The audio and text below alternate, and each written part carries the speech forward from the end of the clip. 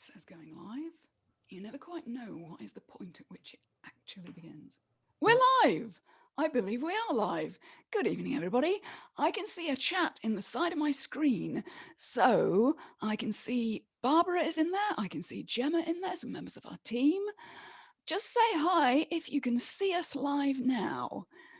Kind of a redundant thing to say because you're about 30 seconds behind us. I think the chat is behind the video, but just let us know if you can see us and we will get started here.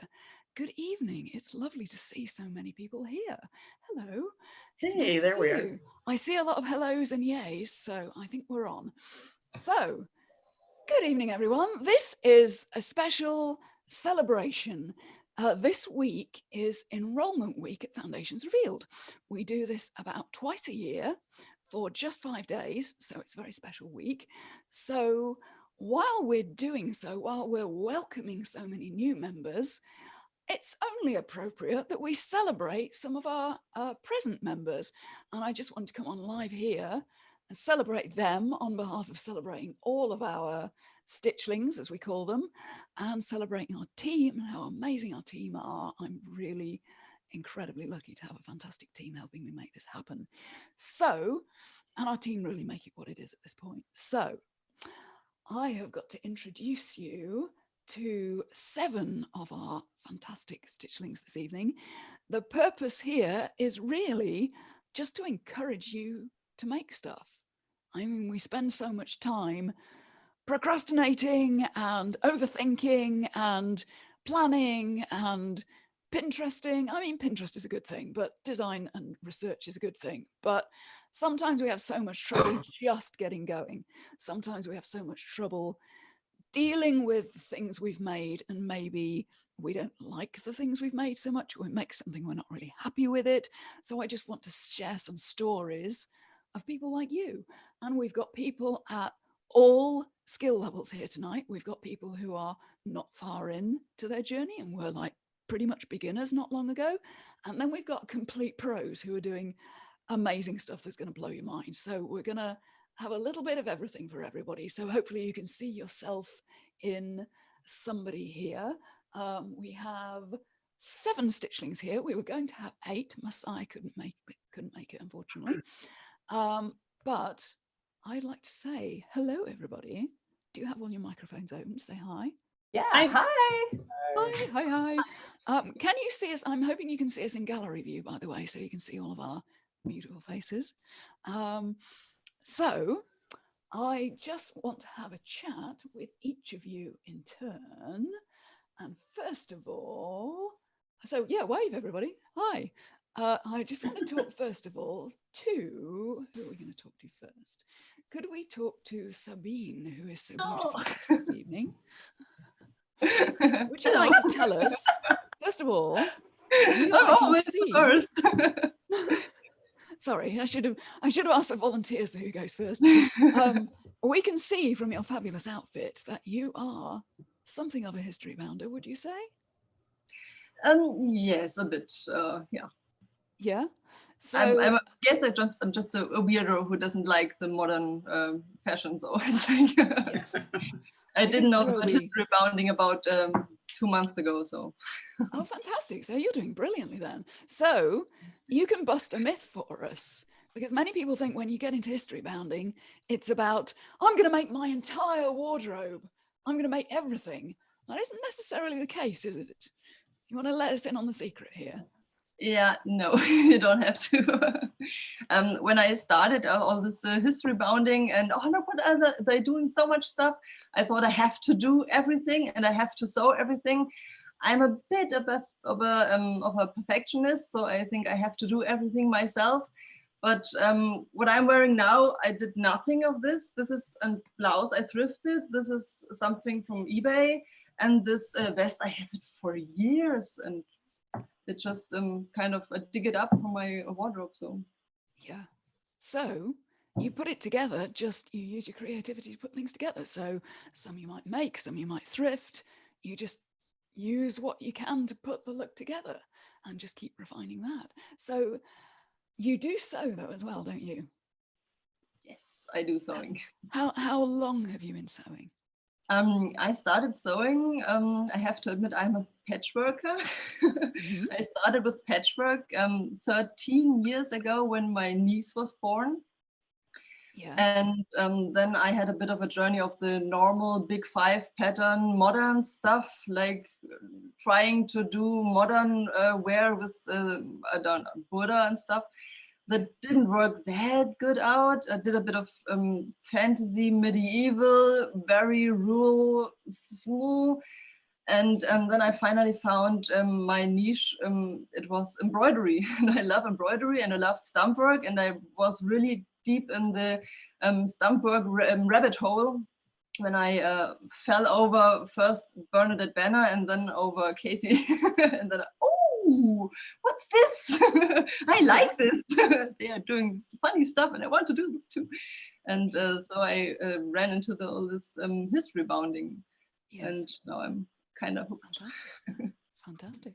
So did you have some pictures to show us of things that you've made? I have my very first corset to share, just like perhaps I should share the screen so that you can see what I'm doing. No, not just give me a second.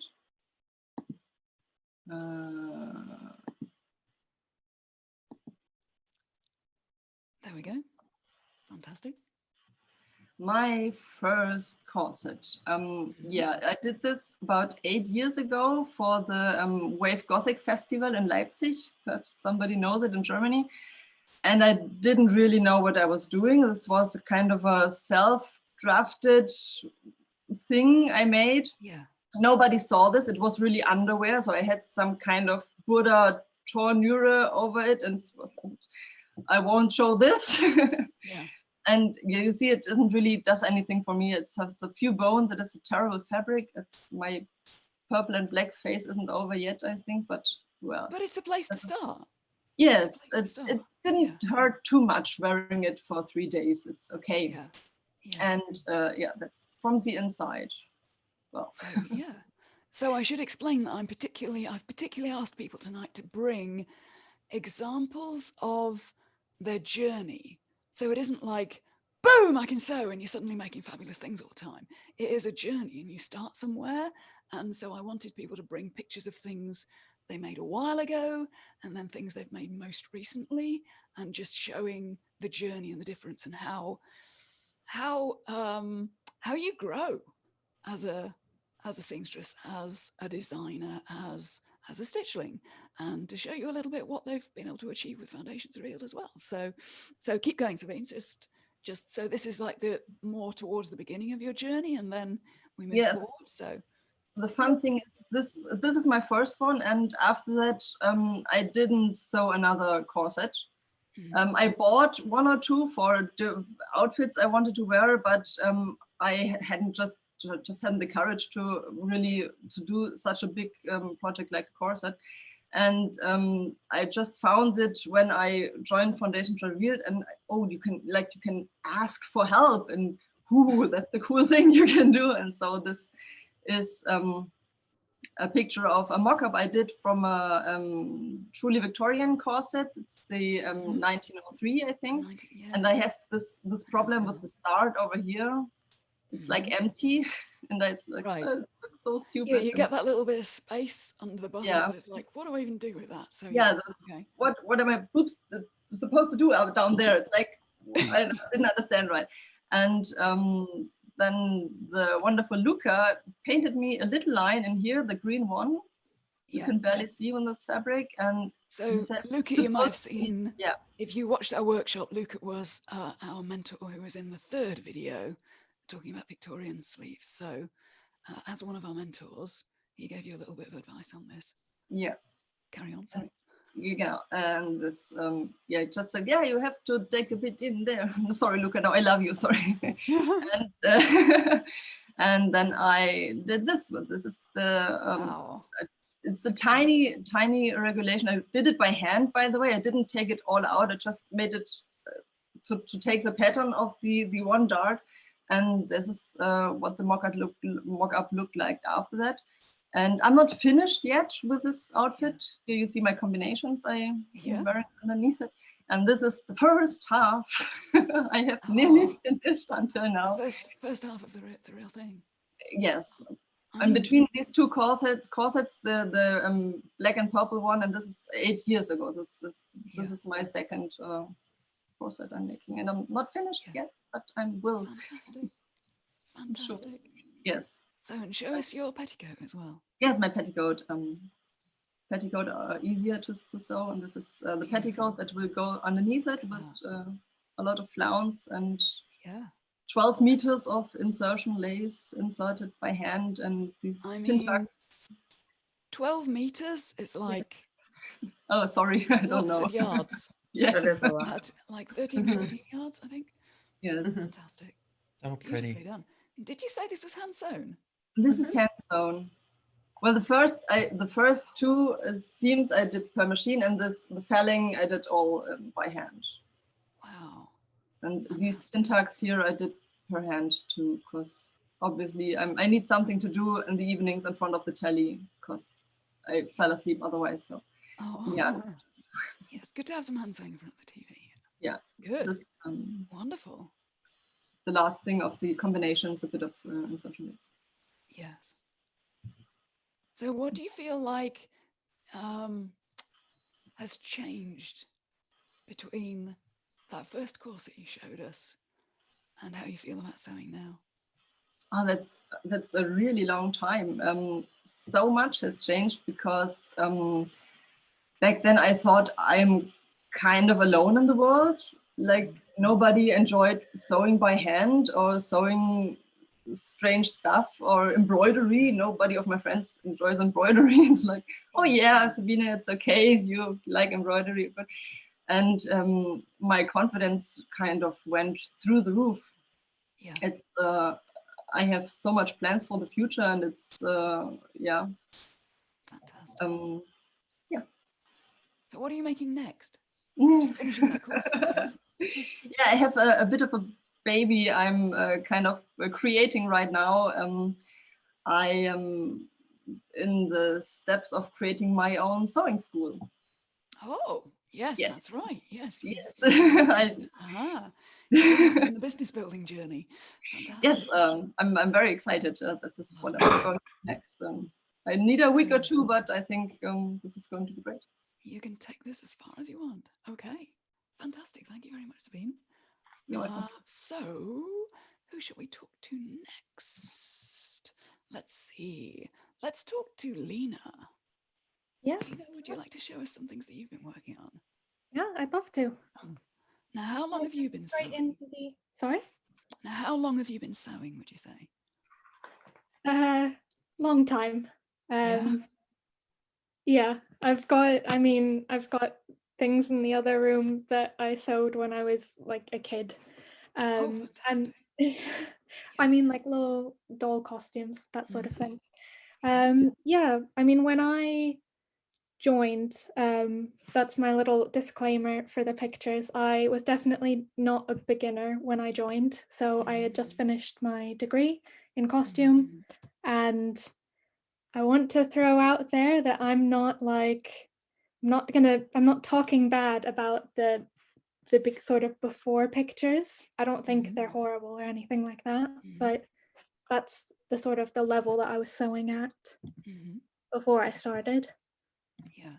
So everybody's at different levels. So yeah, you know, it's fun to see the journey for people at all sorts of different stages and see how it can change from beginner to apprentice to intermediate to experienced to advanced. So, and there's always something to learn, right?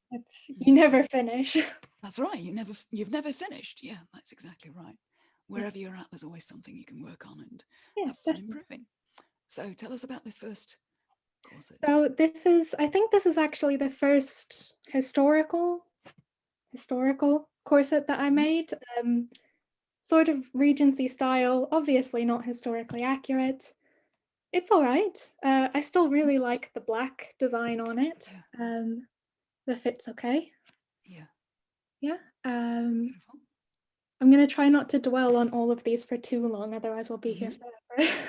It's the journey that we want to see. So Yeah. Just And I flip through. definitely always had a thing for sort of mixing historical and like modern, I guess. So this was based on a Victorian patent, the pattern, Mhm. and obviously it's quite modern and it's very sci-fi with all the Yeah. I did the The print fabrics. on that one That's as fantastic well. fabric. Okay. And this is the last corset that I did before I joined Foundations Revealed. Though Mhm. I think, Kathy, that you actually get credit for the pattern matching on this as well. Do I? Because I think that was a Foundations Revealed article that was available for free at the Right. time. That was one of the free ones we had at the time. Okay. Yeah. So you were already using the free articles Yeah. we had there, which is still available. There is still a free level of membership where you just get a few little sample articles to show what we can do. But yeah. Okay. So then I joined Foundations Revealed. There was Mhm. a little gap where I graduated and then I sewed nothing for myself. Mhm.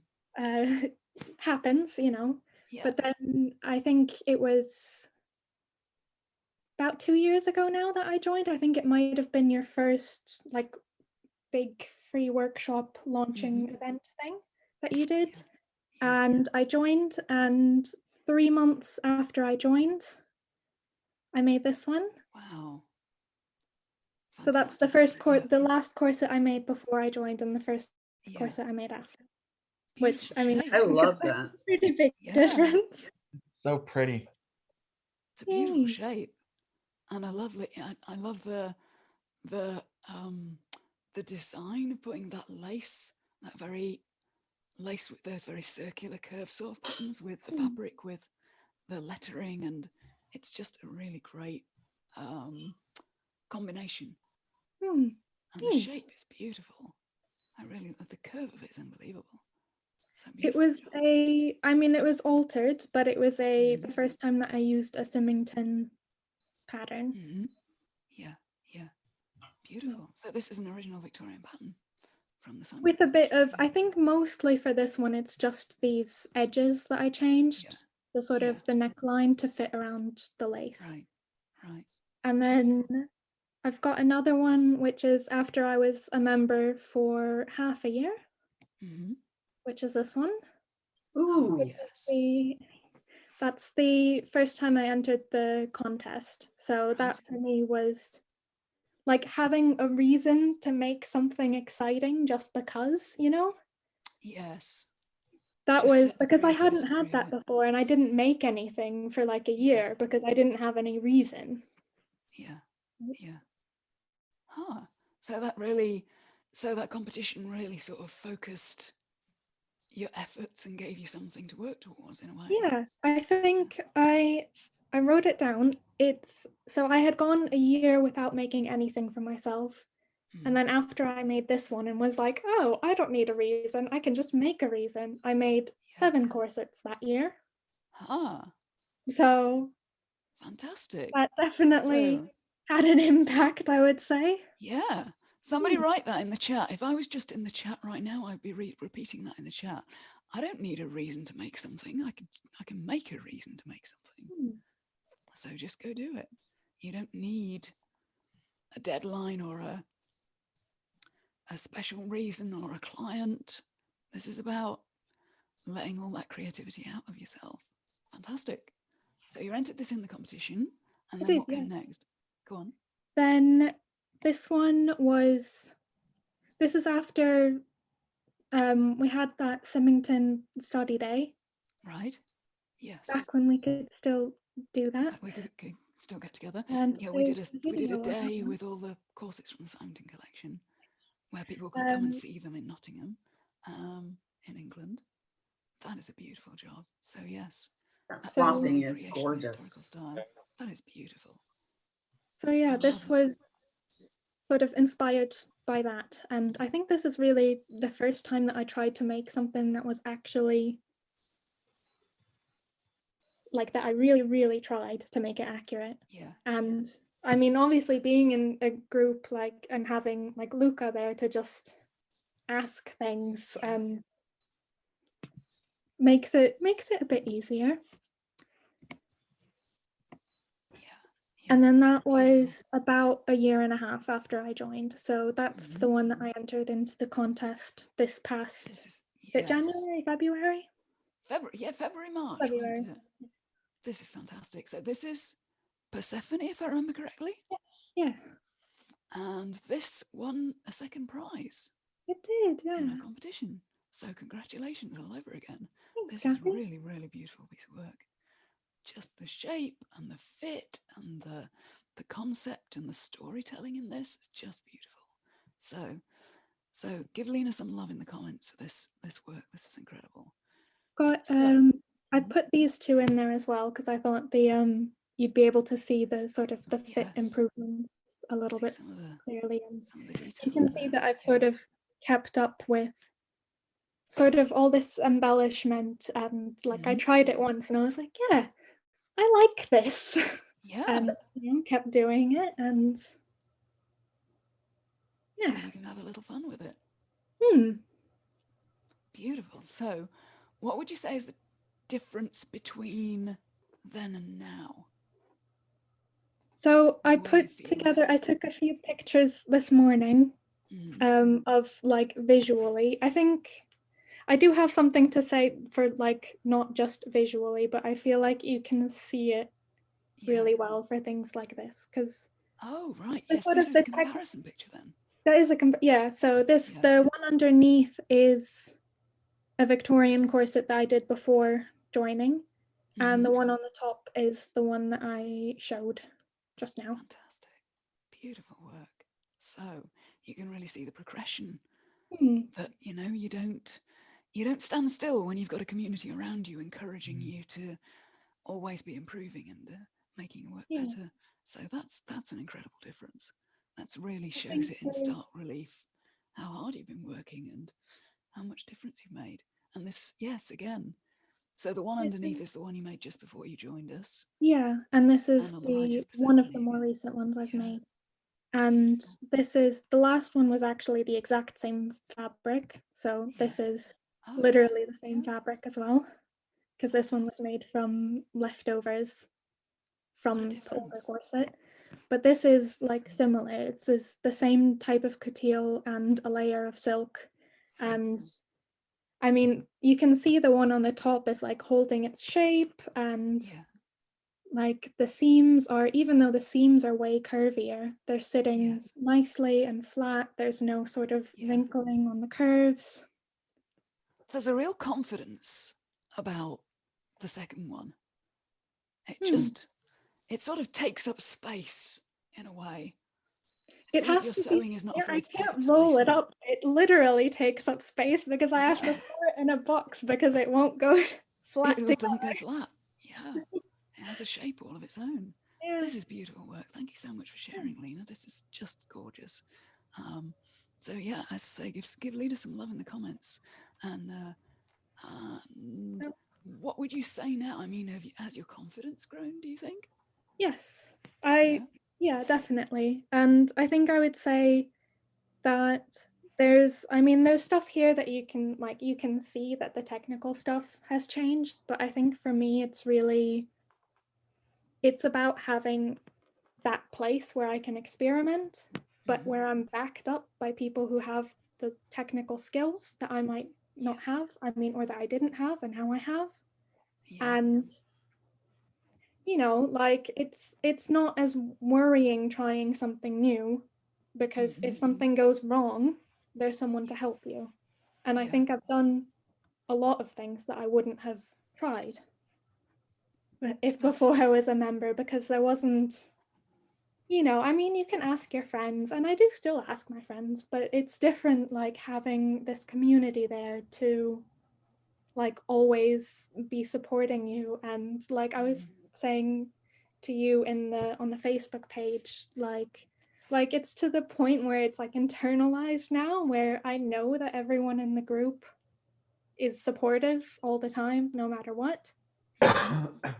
If you know that if you post something and ask for help, that everyone's there for you. And We do I try do have very hard to create a very loving community. We're all going to wrap around you and be very positive and helpful, and so it's like the ultimate collaboration, yeah. really, when we all work together to make everybody grow faster. And that's what I love about it. It's a group of people who are really committed to each other as well as to their own work. So beautiful. Thank you I so do much have for sharing, the Lena. one photo still, if I Go can ahead. share it, the 1830s Oh, one. yes, show us. Tell So us this what this is, I mean, and again, this is the same thing, right? Because I haven't been able to see an 1830s corset in real life, and Yeah. I decided to start sewing one and writing about it during lockdown when I couldn't go see one. And like, I know that like, I'm being really sappy, but I couldn't have done it without being in the group. And like, you get a lot of, hang on, I'll stop sharing the screen, but like, you get a lot of like scarcity mindset in a lot of groups. Oh yeah. Like, and I get it at work How do you as mean? well. How do you mean? Because not everybody would know what that means. Yes, What do you so mean by scarcity mindset is when people don't want to teach the people who are new because they think that's going to cost them their place in the world. And like, I get like in Facebook groups, yes, but like I've even had it at work because I do costume like prop stuff at work, where I've like literally had someone like stand there and complain about, well, I'm not going to teach new people because you can only tell them so much or they're going to start getting the jobs and I'm not. And it's ridiculous and I can't stand it. And it's just, it's nice to have a little corner of the world where it's not like that. And where people genuinely want to help each other. And well, we lift each other up. Yeah. You know, it's like I always said I've always said, and I learned this from my mentor, a rising tide lifts all boats. So, you know, if you're teaching somebody else who's coming up behind you, that's going to teach you as well. You're going to learn by teaching. So that's going to improve your own skills and push you further. So it's just, and that's really what I want it to be, is just a community where everybody supports each other and has that little, and create that little corner of the world where it's how it should be. This is how it should be. Everybody's helping each other. So that's wonderful to hear. I'm glad it's been so helpful for you, Lena. And it's just wonderful to have you in there. I know, to have all sorts of different people making different things, to have corset makers and costume makers and cosplayers and history bounders and all these different people teaching each other their own skills. Thank you so much for sharing, Lena. And let's go now to Brooklyn. Hello, Brooklyn. Hi. So tell us how long you've been sewing, because you went to design school, didn't you? Yeah, so I mean, I think I started sewing like when I was about 7 or 8 by cutting up like t-shirts, much to my mom's horror. Like as a kid, I'd be like cutting up shirts to make for my Barbies, or I would see things in my mom's closet. I'm like, she hasn't worn this. Now as an adult, I'm like, yeah, because it was a silk lingerie. Like I would have never seen her wearing that, obviously, but I cut it up and make things. And then, and I always was in school sketching and drawing dresses. So I went to design school. That's what I wanted to do. I wanted to be a designer. And in design school, they taught me, don't sew. If you sew, you'll get stuck in the sewing room and you will never be in the designing room. And so I stopped sewing for a bit. I got taught this big thing of like, it's okay to know the basics. And so we learned pattern drafting, but the basics, so you could design towards that. And then from there, I got a job in fast fashion, which destroyed my soul. I worked there for about 3 years and then I stopped. I couldn't do it anymore. I was too creative for the house that I was working for, or for the company I was working for. And so I stopped, and I wanted to start my own business, but because I went to design school, I didn't have any of the skills to back that up. So that was in about 2005. And so I've kind of retaught myself to sew since then. So yeah. Yes. So you're now learning to sew for yourself. Yes, and Just to make stuff yourself. sewing for other people. Finally, I feel like I've built my confidence up to a point where I'm actually in the process of starting my own couture business. So Fantastic. So show us then. Let's get the pictures out and yeah. show us a little bit of your journey, some before and after. So here we go. Can you see that? Cool. Yep, we can see that. So this is this is a dress made from actually old bed sheets, and it's from a Big Five 1950s style dress. It's supposed to have a full hem, but I didn't know Yeah. anything about finishing techniques, so Right. or fitting really. So and especially not for myself. So like Yeah. the edges are just like rolled under Yeah. and stitched, which causes them to flop. I think I have it pinned here in the back so that this doesn't gape out here. It was a really bad fit. And the worst part, you can't see at the bottom of the hem because it's cut off here, but I didn't properly level that. I didn't know anything about leveling hems, like Right. for yourself. Like I level on the dress form, which looked great on the dress form, but I have a bigger butt than my dress form. Ah. And so like my hem would be all slanty and stuff. Oh no. So yeah. But lesson Then learned. It's a point yeah, in your yeah. journey. I learned a lot from so each of these I learned a lot from. The other thing is the zipper. It looks awful on this because I didn't know anything about putting in a hidden zip. Yeah. And Zippers then are hard when you're starting out. That's like yes. one of the hardest things. So carry So on. Yep. this is my first foray into Victorian stuff, which I fell in love with Victorian clothing in the 1870s when I did a play in university that I Yeah. designed for, and so I've always loved them. And like it's well sewn, but there's some really questionable fabric choices here.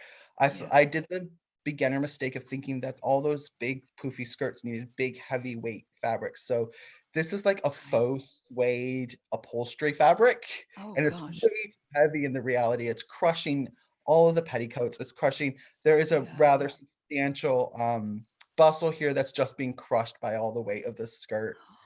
Yeah. That fabric must have been a dream to work with as well. That suede. Yeah. It was You're not it was making it not easier for yourself at this stage. fun. No, no. Well, and I think that's the thing is like I didn't know anything about like what Yeah, fabric because of fabrics. course. I picked fabrics and then I let other people deal with how they worked, Yeah. right? Yeah. So, So, and but again, then it's a step on the journey. More lessons learned. this is Going. this is probably about 2 years ago when I was making a Victorian thing for I do a lot of live action role play. And I was Mhm. making the skirt, and this is just a giant rectangle. I thought, oh, maybe they just made giant rectangles and they just Right. draped the back. I just draped the back till it looked Yeah. bustly and poofy. So Mhm. yeah.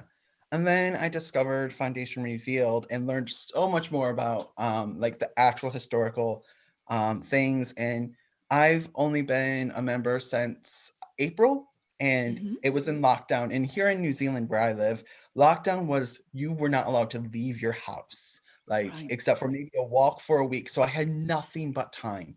Wow. I was unemployed. I had nothing but time, and I watched. I think I was watching 6 or 7 lives a day. Like I became a member and I just consumed all the content. And Yeah.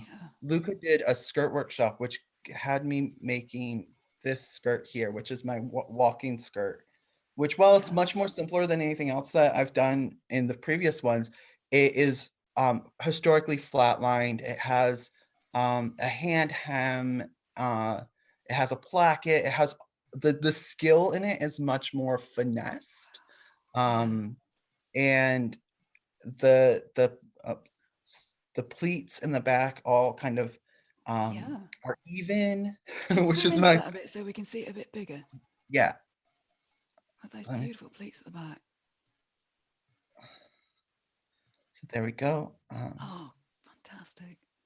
So you So joined us at the last enrollment week in April yes, I and did. just binge watched everything. Binge watch everything. And I learned something really interesting too. So I've always been told that I was really bad at math. Well, I am. I've always thought I'm really bad at math. I'm the kind of person that you go, what's 4 plus 6? And I have to go 5, 6, 7. Like, you know, but I have completely deep dived into learning pattern drafting through Foundations Revealed and found out that I'm actually really good at geometry. I'm really good at thinking, oh, if the boob shapes this way and the body shapes that way, then the fabric needs to, you know, go like this and everything else. Okay. And so that's the other thing, is this pattern is all completely self-drafted from the Keystone Cutter's Guide. So somebody you who went thought straight from rectangles to pattern Yeah. drafting. Yeah. Fantastic. So That's ambition. well, I had time. Here's the great thing is, if I screwed it up, I could throw it in the corner and no one had to see it, because I was stuck in my house at that time for 6 weeks. They had told us like we were locked down for 6 weeks. So yeah. So And that, you used that time. yeah. And so and more recently I've had the chance to, with Luana, one of our mentors, make this corset. Which is something that I've wanted to do for a very long time. As a trans woman, and bras are a nightmare. Bras are an absolute nightmare to shop for. I have this bra size that just doesn't exist, and then they're like, oh, well, you get your sister size, and I'm like, I think I need a cousin twice removed size. They just don't exist. And I would wear these bras that had either too much space in them, so they weren't supporting me, or they were too tight, or they just weren't. And so working with Luana and some of the other mentors, I was able to create this corset, which I'm wearing now. I wear it every day. That's fantastic. It fits beautifully, and it's just so much more supportive. And I can attest that I have had to run for the bus, and I have gone hiking, and I recently went rock climbing with my partner, all in this corset. So yeah. Fantastic. So just to prove that women can do anything in a corset. Yeah. Yeah. I mean, and because it's properly fit, like I can put my shoes on after the corset. I can't touch my toes, but I can't touch my toes when I'm not wearing a corset. So that's right. And then the biggest change for me though is, and this is a mock-up for a project I'm working on right now. I'm finally making myself shirts. So I've made myself like 7 skirts. And before Foundations Revealed, I knew about mock-ups, but I didn't think they were that important. I just kind of dived in. I dived right in, did the thing, and then we go, oh, well, this doesn't fit. Not using this pattern anymore. And now I actually, like, I'll do 3 or 4 mock-ups. Like anytime I think, oh, I'll just skip, I hear Luca going, oh, you should do another mock-up of that. And because of that, my clothes are actually fitting, and I'm feeling much more confident in making things for other people. And I'm finally living my dream of being able to like open my own fashion house and sew for people again. And I have gone from feeling like sewing was this thing that I always wanted to do for a living, and I was jealous of everyone else. I'd watch YouTube and be jealous of all these people who got to do it. And now I'm living that dream, and I'm starting my own fashion house and stuff. Fantastic. That's fantastic. Yeah. Just the difference between then and now, and watching the determination you've had. So many people go through that rectangular skirt phase and are like, I suck. I'm giving up. Whatever. Let's try cake decorating. And they're off. But, you know what I mean? You know, creative people will try things. So good. And sometimes they'll try so many different things, but sticking with that one thing that you love and finding a way to learn really, it isn't me. I just need to learn the skills. Yeah. That's incredible.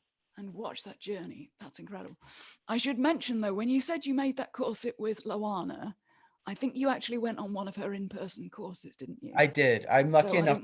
I don't want to give the impression that was all about, you know, just reading Foundations Real. So yes, Luana does. But there are techniques that I adapted because there was we had a lot of freedom in the class. So there are definitely some things that I did that I manipulated because of my knowledge of Foundations Revealed and for the shape that I wanted to achieve. That's So yeah. fantastic. And lovely that you've got something you can actually wear every day. So many times we make something and it's like, oh, okay, you don't end up actually really wearing it. Yeah. And you're in that corset every day. That's like the ultimate win when you make something that it actually becomes a part of your everyday wardrobe. So that's beautiful. It's the So, same with the skirt I showed too. Like I wear it. People are like, do you own other skirts? I'm like, it's my first Victorian walking skirt and I love it and I'll wear it every day. it's wonderful. So it's lovely. It's wonderful to see your journey, Brooklyn. Thank you so much for sharing. And lovely to see your confidence growing so fast and just showing that if you really dive in and go for it, I mean, whether or not you're going to be a member of Foundations Revealed or not, you just dive in and love it enough to keep trying and keep learning a little bit more, wherever it is you're learning from, just the results will come. And it just, it might make it a little easier if you join us. But well, I think it definitely helps because, like, as Lena said, it's such a giving community. Everyone, I've been part of communities when I've tried to learn to sew, and they're like, you'd be like, oh, how did you do that? And they're like, I'm not going to tell you because that's my secret. Whereas here, they're like, oh, here is a 45-page essay with 15 photos. Yeah, exactly. Do you need more? No, Like, I've even come across that with my own personal mentors getting upset because I retaught stuff. And that was actually one of the greatest support areas in Foundations Revealed. I remember I posted on there and I felt like a total jerk and everybody was like, no, we're here for sharing. And I was like, okay, because I was in tears and I came up out of that and lifted up and I felt so good. Cool. Yeah. That's great. And I think the biggest thing for me also that I didn't expect from Foundations Revealed is all of the business resources for people who want to go in and start their own business. I thought it's part of the reason I felt the inspiration again to try this again, because everything was laid out there. There's contracts there, sample contracts there for you, and the mentors are so giving. Like they don't see you as a threat. They're like, oh, here's what I do, and here's what or you go, oh, I'm having an issue with this client, what do I do? And so not only can I go there for my sewing, but I can go there for my business aspects, which I think just makes it so much more relieving to be able to go into business. Yes, it's good to have that, particularly when you go into business. It's great to have that support around you. You're making me think of that one lady. We're not going to name names, but because it's within the group. But we've had a lady recently who really did have the ultimate nightmare client, and just to watch the community just wrap a warm blanket around her and just, we'll get you through this. It was just incredible. So yes, fantastic. So whether you're here, we have resources for just wherever you are on a journey, whether you're a beginner, we have specialist resources for beginners, whether you're like fully going pro and wanting to start a business, we've got you. So let's go on. Since you were speaking up a little bit there, Ariana, do you want to show us? You've got something a little different for us. So give us just like the 5-minute elevator pitch of where you're coming from here. You've been sewing a long time, haven't you? So I've been sewing since I was 6, and I actually worked in bridal tailoring. I've done custom wedding dresses, and my primary focus has been a lot on cosplay, but I have always loved historical. And something you don't know, Kathy, is I actually passed up joining Foundations Revealed because my ego told me I don't need to go there. I know all this sewing stuff. And then I came back around and I thought, there's got to be something here because there's stuff I don't know and I can't find it. And I thought, I'll sign up. Maybe I'll cancel after a month. I don't know. And after I binged the live calls. You can ask my husband because I had them on my laptop, like loud, so I could walk around and sew while I was watching them. And he knows everything Luca knows because he was listening and he goes, Luca, you always talk about Luca. And I'm like, but you don't know what I just learned. And I was like, so I actually was one of those that thought I was a pro. And I walked into the group and realized I had a lot to learn. And that was a good thing to get that ego drop, to be like, because the people that I knew, the people that I was around, I had reached sort of to where they could help me locally, Yeah. you know, and I needed a space for to see that inspiration and to see how much there was to learn, because I knew there had to be more, you know. And so my journey has really been going from, okay, I can use a sewing machine, I can draft a pattern, I can, you know, sew stuff, and I can sew really fast because I did alterations, but now how do I get that, the silhouette, how do I take this further? How can I take all these things that I know and turn them into something more? And on top of it, like many of the other people here on the call, I wanted to teach sewing for my real life job. Like, I didn't want to just be somebody who, you know, sewed on the side. It's been my passion and my love. I learned it from my grandma, and I wanted to start a business. And because I love cosplay so much, I wanted to start a business teaching cosplayers to sew, because that was the one thing that I saw. Okay, like, they can learn foam and you can kind of bludgeon your way through props and things, but sewing requires practice and finesse and getting through the messy middle. And people do, they quit at that messy middle part where things are hard and you're right up at the top of the mountain. And if you just go over that hump, you'd be there, you know, and they stop just shy of that space, you know. And I didn't realize how much I had stopped just shy of that space, especially with historical, because I come from the Midwest. I don't have a lot of access to anything that I can see in person. I thought, you know, looking at pictures and things, it's hard to digest from fashion plates what the silhouette should actually be.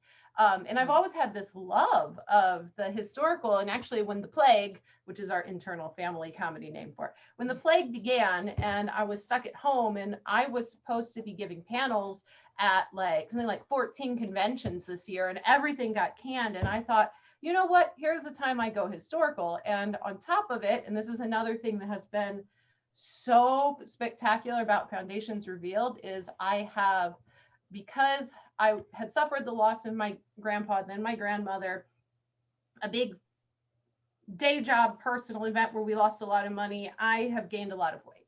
And I am remaking my whole wardrobe. So I decided to make it history bounding. And obviously I'm not history bound today because I keep teaching people and I never have any time to make stuff for me. But you know, it was a place I could go and say, hey, look, first of all, I have some medical issues. So I have GERD. And because of that, I can't have things press a lot on my stomach.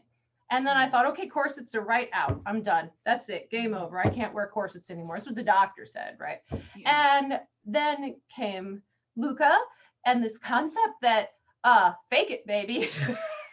You don't have to tighten down. I could release and just snug in a touch, you know, a hair on my stomach. And what I'm going to show you guys here is how I learned how to fake it with the padding. And so I am working on a 1900s, early 1900s under things. So what I have here. Okay, so live demo, everybody. This is fantastic. Yeah. So go for it. I have a hip pad. Yep. This is actually this was a really, really, really fun project, which actually even the mentors were like, give me your pattern. So I did this from a patent that I had found, and it's supposed to be a reversible, and that's why it's two-sided, so that one side should be colored and one side should be white. And then if it gets dirty, you just flip it. Or if you have a white dress, you just flip it. And it can be worn under or over. So mine, I actually wear under, and it gives some shape to the butt and the hips. So it's actually going to fill out and give me a bigger booty, which bigger booty equals smaller waist. So this just ties on here. That's the big illusion, isn't it? It's not that Victorian women had tiny, tiny, tiny waists. It's that they knew how to make their booty look everything good. Else out. So this dress form is padded to fit my butt, but it's my corseted waist. So this is a little bit snugger on me when I do it. So then the corset, which I use corsets and crinolines, and this actually was I digitally redrafted this. And this came big time. Corsets and crinolines, the book. Yes. This is the book. Yeah. A lot of help from Luca because it didn't quite understand the boning in the pictures. And so also the original book had a very small corset. It's like 23-inch waist or something like that. And this is drafted for 34-inch. So yeah, that was a big upsizing. So I ended up having to add a lot of panels and dealing with the fact that the bust, I was also going to be padding a lot in the bust. So this is actually all scrap fabric, believe it or not. This is fabric that was given to me. So it's not couture, but you know, it does the job. It's and because I made One of this the great during things about corsets is you can use scraps of fabric. Yep. And I made this during lockdown, so it has a zipper because I could not, it was going to be weeks to get a hold of a busk. So it has a zipper, but you know, makes it real easy to get on. Work. Yeah. Yeah. So I did all of this from stuff that I had at home, which is like my absolute favorite. So the zipper is on. So while you put that on, I will say also that we have a lot of corsets going on here. We have traditionally been known at Foundations Revealed for corsetry resources, and that was for about 10 years there was a real trend and a passion for just corset making, that we had a lot of members who were just into corset making and nothing else. So we have probably the best resources around for corset making, but that's not the only thing we do. So we'll do all sorts of costume, cosplay, historical, all sorts of stuff, but there seems to be just this demand always. There are always people who want to know about corsets. So, and they're one of the most challenging things to make in a way. So yeah, so you can see, this is more visible, and I can show you guys a picture of this actually on me, but you can see where we start to get the flat front here. So that's that Edwardian, you know, flat front with the S curve. The seams, I absolutely love this here. It's just so gorgeous. This was absolutely horrible to sew, I have to say. This is an ultra suede, which I don't know why I picked it. It was really pink. It was a poor decision coming back down the road. It's like Brooklyn's faux suede. Yeah, but it was just so pretty. And I was like, I had like a yard and a smidge of it. So this was like all of it that I used, you know? So I'm like, I love to use up everything, but you can see now how the shape, like really, you get that kind of, you know, the butt kind of sticking out a bit, and you've got the hips doing the hip thing here. And so now this is, and it sticks out a bit more because I'm a bit hippier than this. I always give this a little space on my dress form. But you know, you can see where the waist starts to dip in, but this is not tight, super snug on me. I don't wear this. I wear this laced about 1 inch less than my natural waist, which is barely anything, because for me, I can't, because I have GERD and, you know, it's a medical issue. But that's actually a phenomenal thing that I was able to, you know, with Foundations Revealed, I got this like, oh, kind of moment. And padding, I swear to everybody, like padding is the everything. When I talk to cosplayers, especially about padding, they're always like, oh, so I don't have to make my body fit. And also the concept of survivor bias has been everything, learning about that, because it's, and I don't know if you guys know, like for those watching, if they don't know what survivor bias is, it's the fact that the stuff that's worn the most often tends to not survive. And so basically the Kim Kardashians of the era, we have their stuff, which is why they have, everything has teeny tiny little waists. So, you know, it's because the good stuff, the stuff regular people like me would have worn, it got worn out because clothes were expensive and you wore them until they died, you know? So, and then, so to give that nice Edwardian floofiness, I have, now this is actually leftover fabric from a pattern sari that I had. And yes, you're gonna see snaps. I decided that this was for history bounding. So, you know, I put snaps on it. And this is all scrap lace. So then this, when you see it from the side, this gives that nice big, you're gonna get that the pigeon breast. And then here is my corset cover. And I know I'm not doing the best job dressing her because I want to give other people time, but you know, here's my corset cover. And this was drafted from scale proportion rulers, which I also learned so much about and finally got. I had a book that was sitting in my closet for something like 7 years, and I just now used it. thanks to Foundations Revealed, actually, you know, I got the guts, you know, to just get out of my head, because you don't have to worry if you showed a picture and it was like not perfect or, you know, whatever. Like, you can get out of your head. So you can see where this starts to come together. And then that this shape is just coming together as we walk. yeah. So you can see the layers. So this is a top that I also drafted. I hate the lights are Look at killing those me pin here. tucks. All that Yeah, insertion. pin tucks and Beautiful. insertion lace. Now this was all done by machine. I was learning how to use a wingtip needle, and I was practicing. My grandmother left me a fantastic library of Martha Pullen books. So I decided to try it. And I'm just going to show you guys something, because people always, this is my favorite shirt to show to people because it's a mistake. And let's see if you guys can see it up here. Yeah. So I sewed the sleeve on inside out. Oh, no. After I finished the shoulders. Oh, no. So I decided, you know what, I'm going to wear it anyway, because the only person that can see it is me, because I had such a hard time knowing which was the right side and the wrong side, because it's just sewn. So like, it's so all blends in. And I just, it was one of those moments where you just kind of look at it and you're like, and it was the last thing I had done. Like, everything was done. Like, I'm like, oh, gosh. I could have.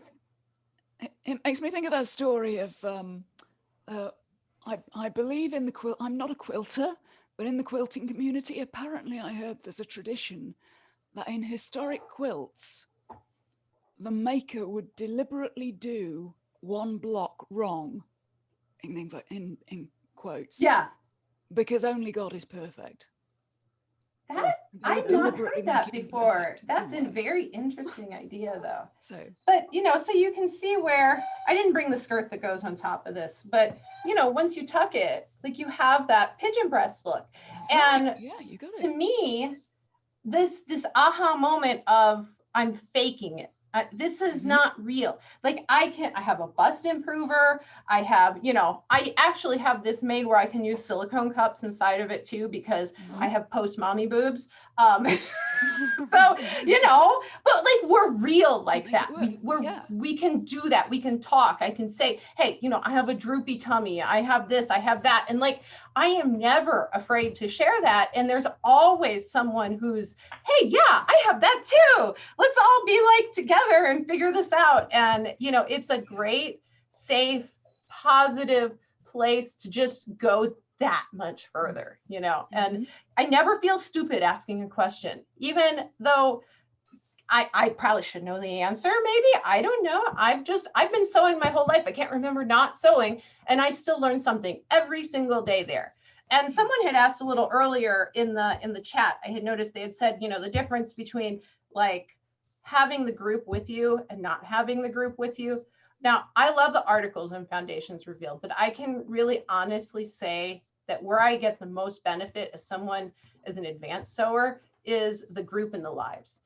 That is where Foundations Revealed literally has come to life for me, is that, you know, I have a library that's like out of this world, and I can probably cross-reference and eventually find an article or something in the library, right?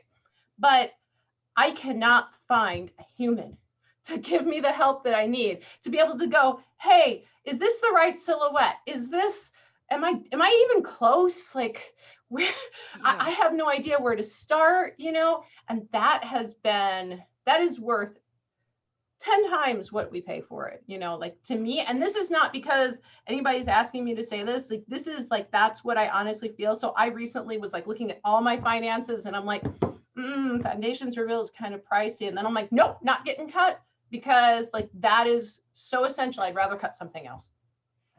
Wow. Well, thank you. I'm just, wow, what an endorsement. Thank you very much. It's true though, because like, I have actually gone to the next level and started my YouTube channel because of the feelings of confidence that I have gained. I have started my own online courses because of the confidence I have gained. Like my journey through the Keystone drafting guide, that was, but we have some fantastic people who helped me out there, because that was that is chaos. So I rewrote all the directions and saved them aside for myself. Now I'm going to be doing some video work with those. And so I feel like it's my little home, my little other home. Oh, fantastic. Thank you. And that it just shows that when you've got a creative community around you, a sort of explosively creative community around you, it just pushes you in all sorts of creative directions and makes everything possible. All the things that you thought maybe you didn't want to try or you're afraid to try, you just get out there and do them. So that's fantastic. Thank you so much, Ariana. Thank you for sharing. Thank you for the live demo. Did you enjoy the live demo, everybody? Do you want to tell us in the comments and give Ariana some love? I know she's been in the comments before, so she'll see that. So let me know if that helped you. So let's move on to, I'm just gonna switch back to gallery view so I can see everybody. So who have we got? Who have we got still to talk? Shall we go to Amy now? Sure, absolutely. So tell us first of all, how long have you been sewing? You know, what is the context for what you're about to show us? Well, this is where you get to know how old I am, because I have been sewing for more than 40 years. Wow. Okay. I started sewing about the same as Ariana when I was 6 or 7. Maybe a little bit younger, because I can remember sitting on my mom's lap and I would run the fabric and she would run the pedal. Yeah. But my history of sewing was basically 4-H and learning through 4-H and using the big 4 patterns and those kind of things. And then as I got older, I didn't really do a lot of sewing other than, you know, Halloween costumes for my kids and that kind of stuff. And then a few years ago, I needed to make a costume for an event, and it was awful. It's the worst costume I think I've ever made. But in doing that, it got me back into making more costumes. And last year, I made my first historical costumes, and that's where I got started with Foundations Revealed. So I made an 18th century robe à la Francais, and all the undergarments to go under it, but I didn't make any fit adjustments or anything. Right. And I wore it right before the open enrollment last year about this time. Okay. And I knew it was wrong. I knew it didn't fit right. I knew it. So I joined Foundations Revealed and then basically started the entire process over from the stays out. Right. I was confident with the shift and everything, but not the stays. So okay. Yeah. So would you like to show us? I some will. pictures of your stays? So let me start up with this. So the stays I made first last year were the American Duchess stays. And after I joined Foundations Revealed, I bought the red threaded patterns. Okay. And the blue set of stays on the left is the very first mock-up. I didn't make any changes to the pattern. And in the final set of stays, I did use actual boning. I just was using the zip ties just as a like mock-up stuff. So, Yes. So the one on the left was the first mock-up, and the one on the right was once I added about 2 to 2.5 inches of trunk length. I'm really tall, and my trunk is generally runs about 2 to 3 inches longer than most patterns. So I added that. And then, let me see if I can get to my next.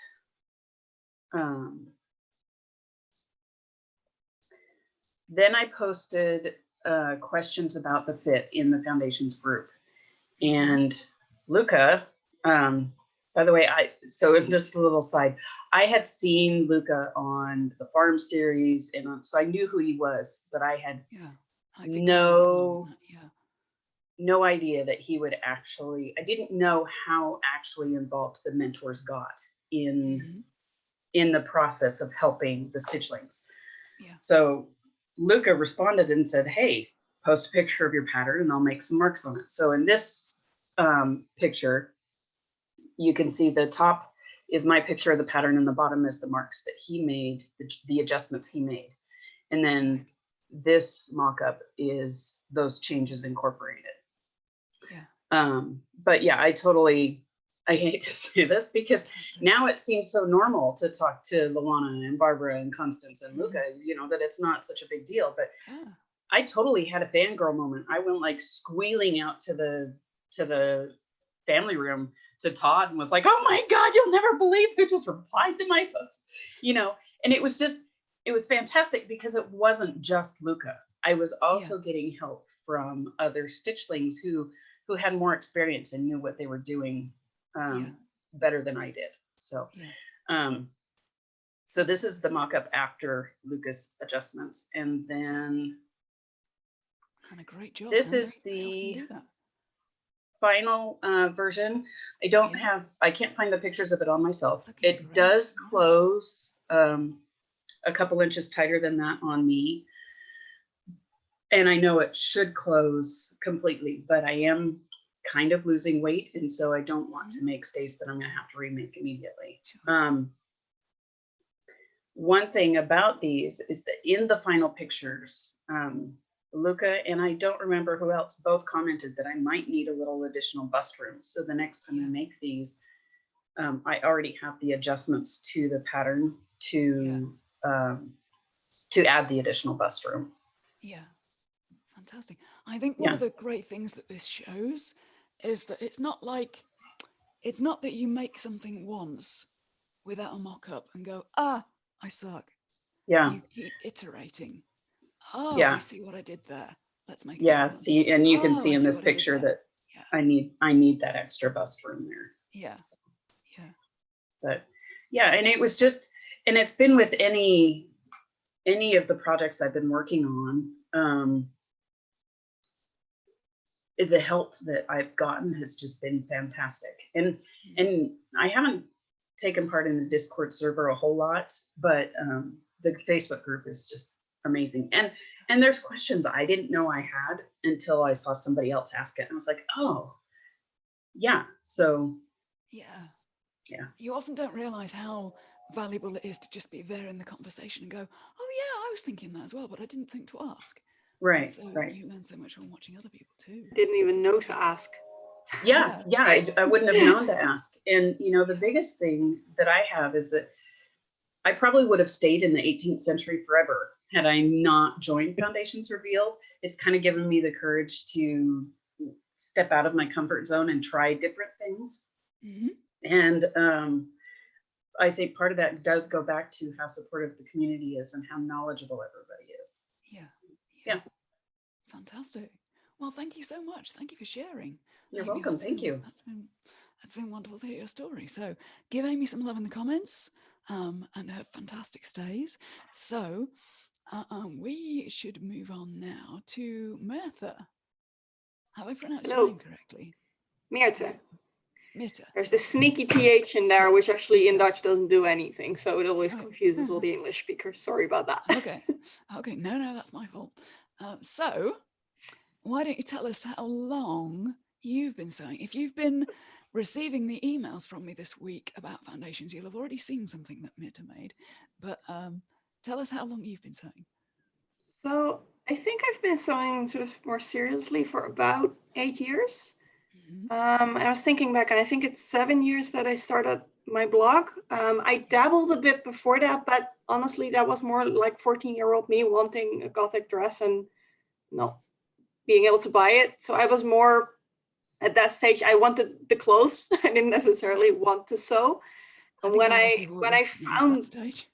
So for me, finding historical costuming really sort of changed that. And I think it's really sort of the combination of making something and then the research part that really got me hooked.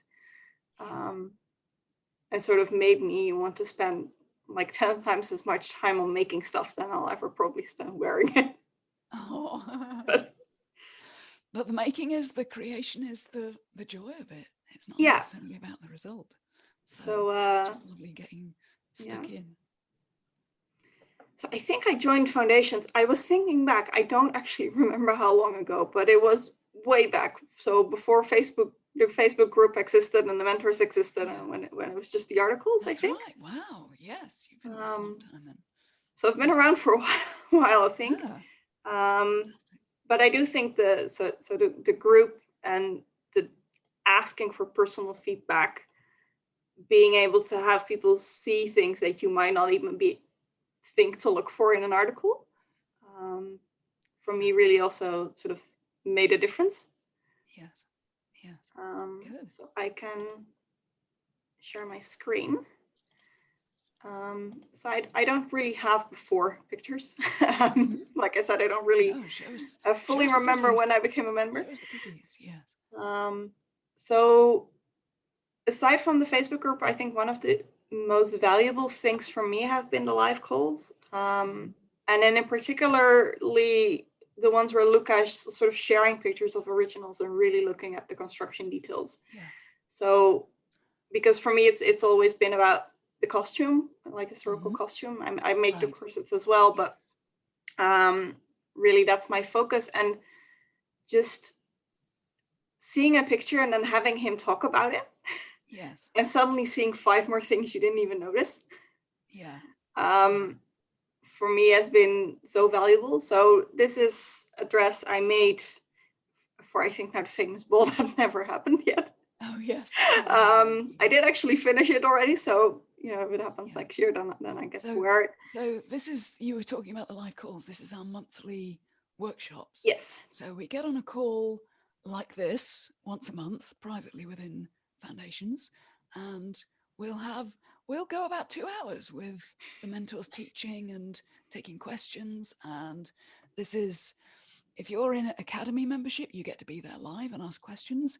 If you come in at the Essentials membership, you get to watch afterwards. You get the replay. So you don't get to be there live and ask questions, but you do get to see it later. So that has been the valuable thing for you, Meta. Yeah, so one of the valuable things, but I think for this project in particular, that was very valuable. And in particular, so the sleeve workshop on the one hand and the one about late Victorian skirts on the other hand. Yeah. So I knew of these big sleeves and I knew of the 1830s big sleeves, but there is a difference. I'm really seeing that difference also really changed how I approach this dress. So one of the things that Luca also mentioned there is that the poofy structure is in the sleeve. It's not an external support as you sometimes see in the 1830s. And that actually made me go look at patterns of fashion. And there's actually a pattern in there for a sleeve support, like sewn into a sleeve. I'd never seen that before, obviously. This is sort of what that looks like in tarlatan. Yeah. So sort of the stiffened cotton gauze magic fabric that Luca always talks about. This is basically what it does. So you pleat it up on one end, and then this is what it does in the dress. And it just magically keeps your sleeves poofy. So this was for me one of sort of the revelations of, okay, so that's how they did that. Because you don't see that on pictures. Yeah, fantastic. That's got some shape. That's definitely. Those sleeves. So it also was, sometimes I cheat and sometimes I sort of do it right. This time I did set the sleeves by hand as well, because I was working with a layer of Dupioni, a layer of silk organza, and then the tarlatan. So sewing it by hand really helps. And they really, they just stay poofy and fluffy like this. They just look beautiful. And the other thing that sort of really stuck by me is where the sleeves are set on the shoulders. So they're really high. Yes. In this era. Right. Yes. That's right. And they really come towards the back almost. And those for me are the types of things that I can see pictures of the era, and then suddenly someone mentions that, and I'm like, how did I never see this before? Yes. And Luca keeps doing that to me, I think, to all of us. Yeah. It's just those little details that make all the difference. And suddenly, those moments where you go, like you stepped out of the portrait all at once. Yeah, mind blown, right? Yeah. And it opens your own eyes to start really looking at things. So I find that very inspiring. I'm like a total academic in real life, so I like the research part of it, but that type of observation for me really made a difference. So for the skirt as well, so it, look at that. Fabric in motion. Beautiful. So it's What completely. What fabric is that? Is that a shot taffeta? No, so it's a silk du peony overlay with a silk organza. Wow, just the color in that is fantastic. Yeah, and to be honest, I was mostly doing this to hide the slops a bit, right. because I found organza and I thought it looked nice. And then when I made this, I was like, this was a pretty good idea. I think it was a good experiment. Looks incredible. So, but it also the shape again. It's really it's interlined completely with tarlatan, and then there's an extra stiffer layer at the bottom. So those, for me, the details of, okay, what really goes into the structure of that huge shape, right, of the 1890s, that those two skirt life goals, I think I've watched them like 5 times over and made notes once I started this project. So this is what the skirt looks like inside out. Inside. With the pocket, of course. Beautiful. What a great job you did. And what a lot of body that has. Yeah. Because you've done the tarlatan and the... Yes, so this is the tarlatan again. You can see this is the color of the peony without the organza. And another thing that was like a revelation to me is don't put your stuff in the waistband. Yeah. It's another one of those construction details that just, it's a bit of a heritage from modern sewing that even I've never had a sewing lesson in my life took on by watching how other people did it instead of looking maybe how the Victorians did it. Yes. That blew my mind too. I didn't know that before Luca told us. Yeah. That you sew the waistband on. You turn the seam allowance down at the top of the skirt and sew the waistband on. You don't sandwich the seam allowance. Yeah, I didn't even learn that in couture work with Susan Calgie. She didn't even teach that. So that was definitely, I wish I had known that with some bridal stuff back in the day. Yeah. Yes. Agreed. So, oh, look at it. Another picture of the outfit. Gorgeous. It's, I mean, it's just stepped out of a portrait stuff, isn't it? Yeah, it's beautiful. So gorgeous. So the other pictures I have is of 1830, so that's sort of the other big sleeve era. So I think this was a couple of months ago where I was really stuck on my pattern because I wanted some padding in the bust, but I had a lot of gaping on one hand, and to solve the gaping, I would then need to put a dart in a weird place, and I was just like, okay, help. So I think this is for me where the Facebook group is the most valuable, because this is the point where an article, as useful as the articles are, is not really going to help you along. But there were so many people also just commenting on, from the community. So look at Rumi's on lines on where the padding should be and where the neckline should be. Yeah.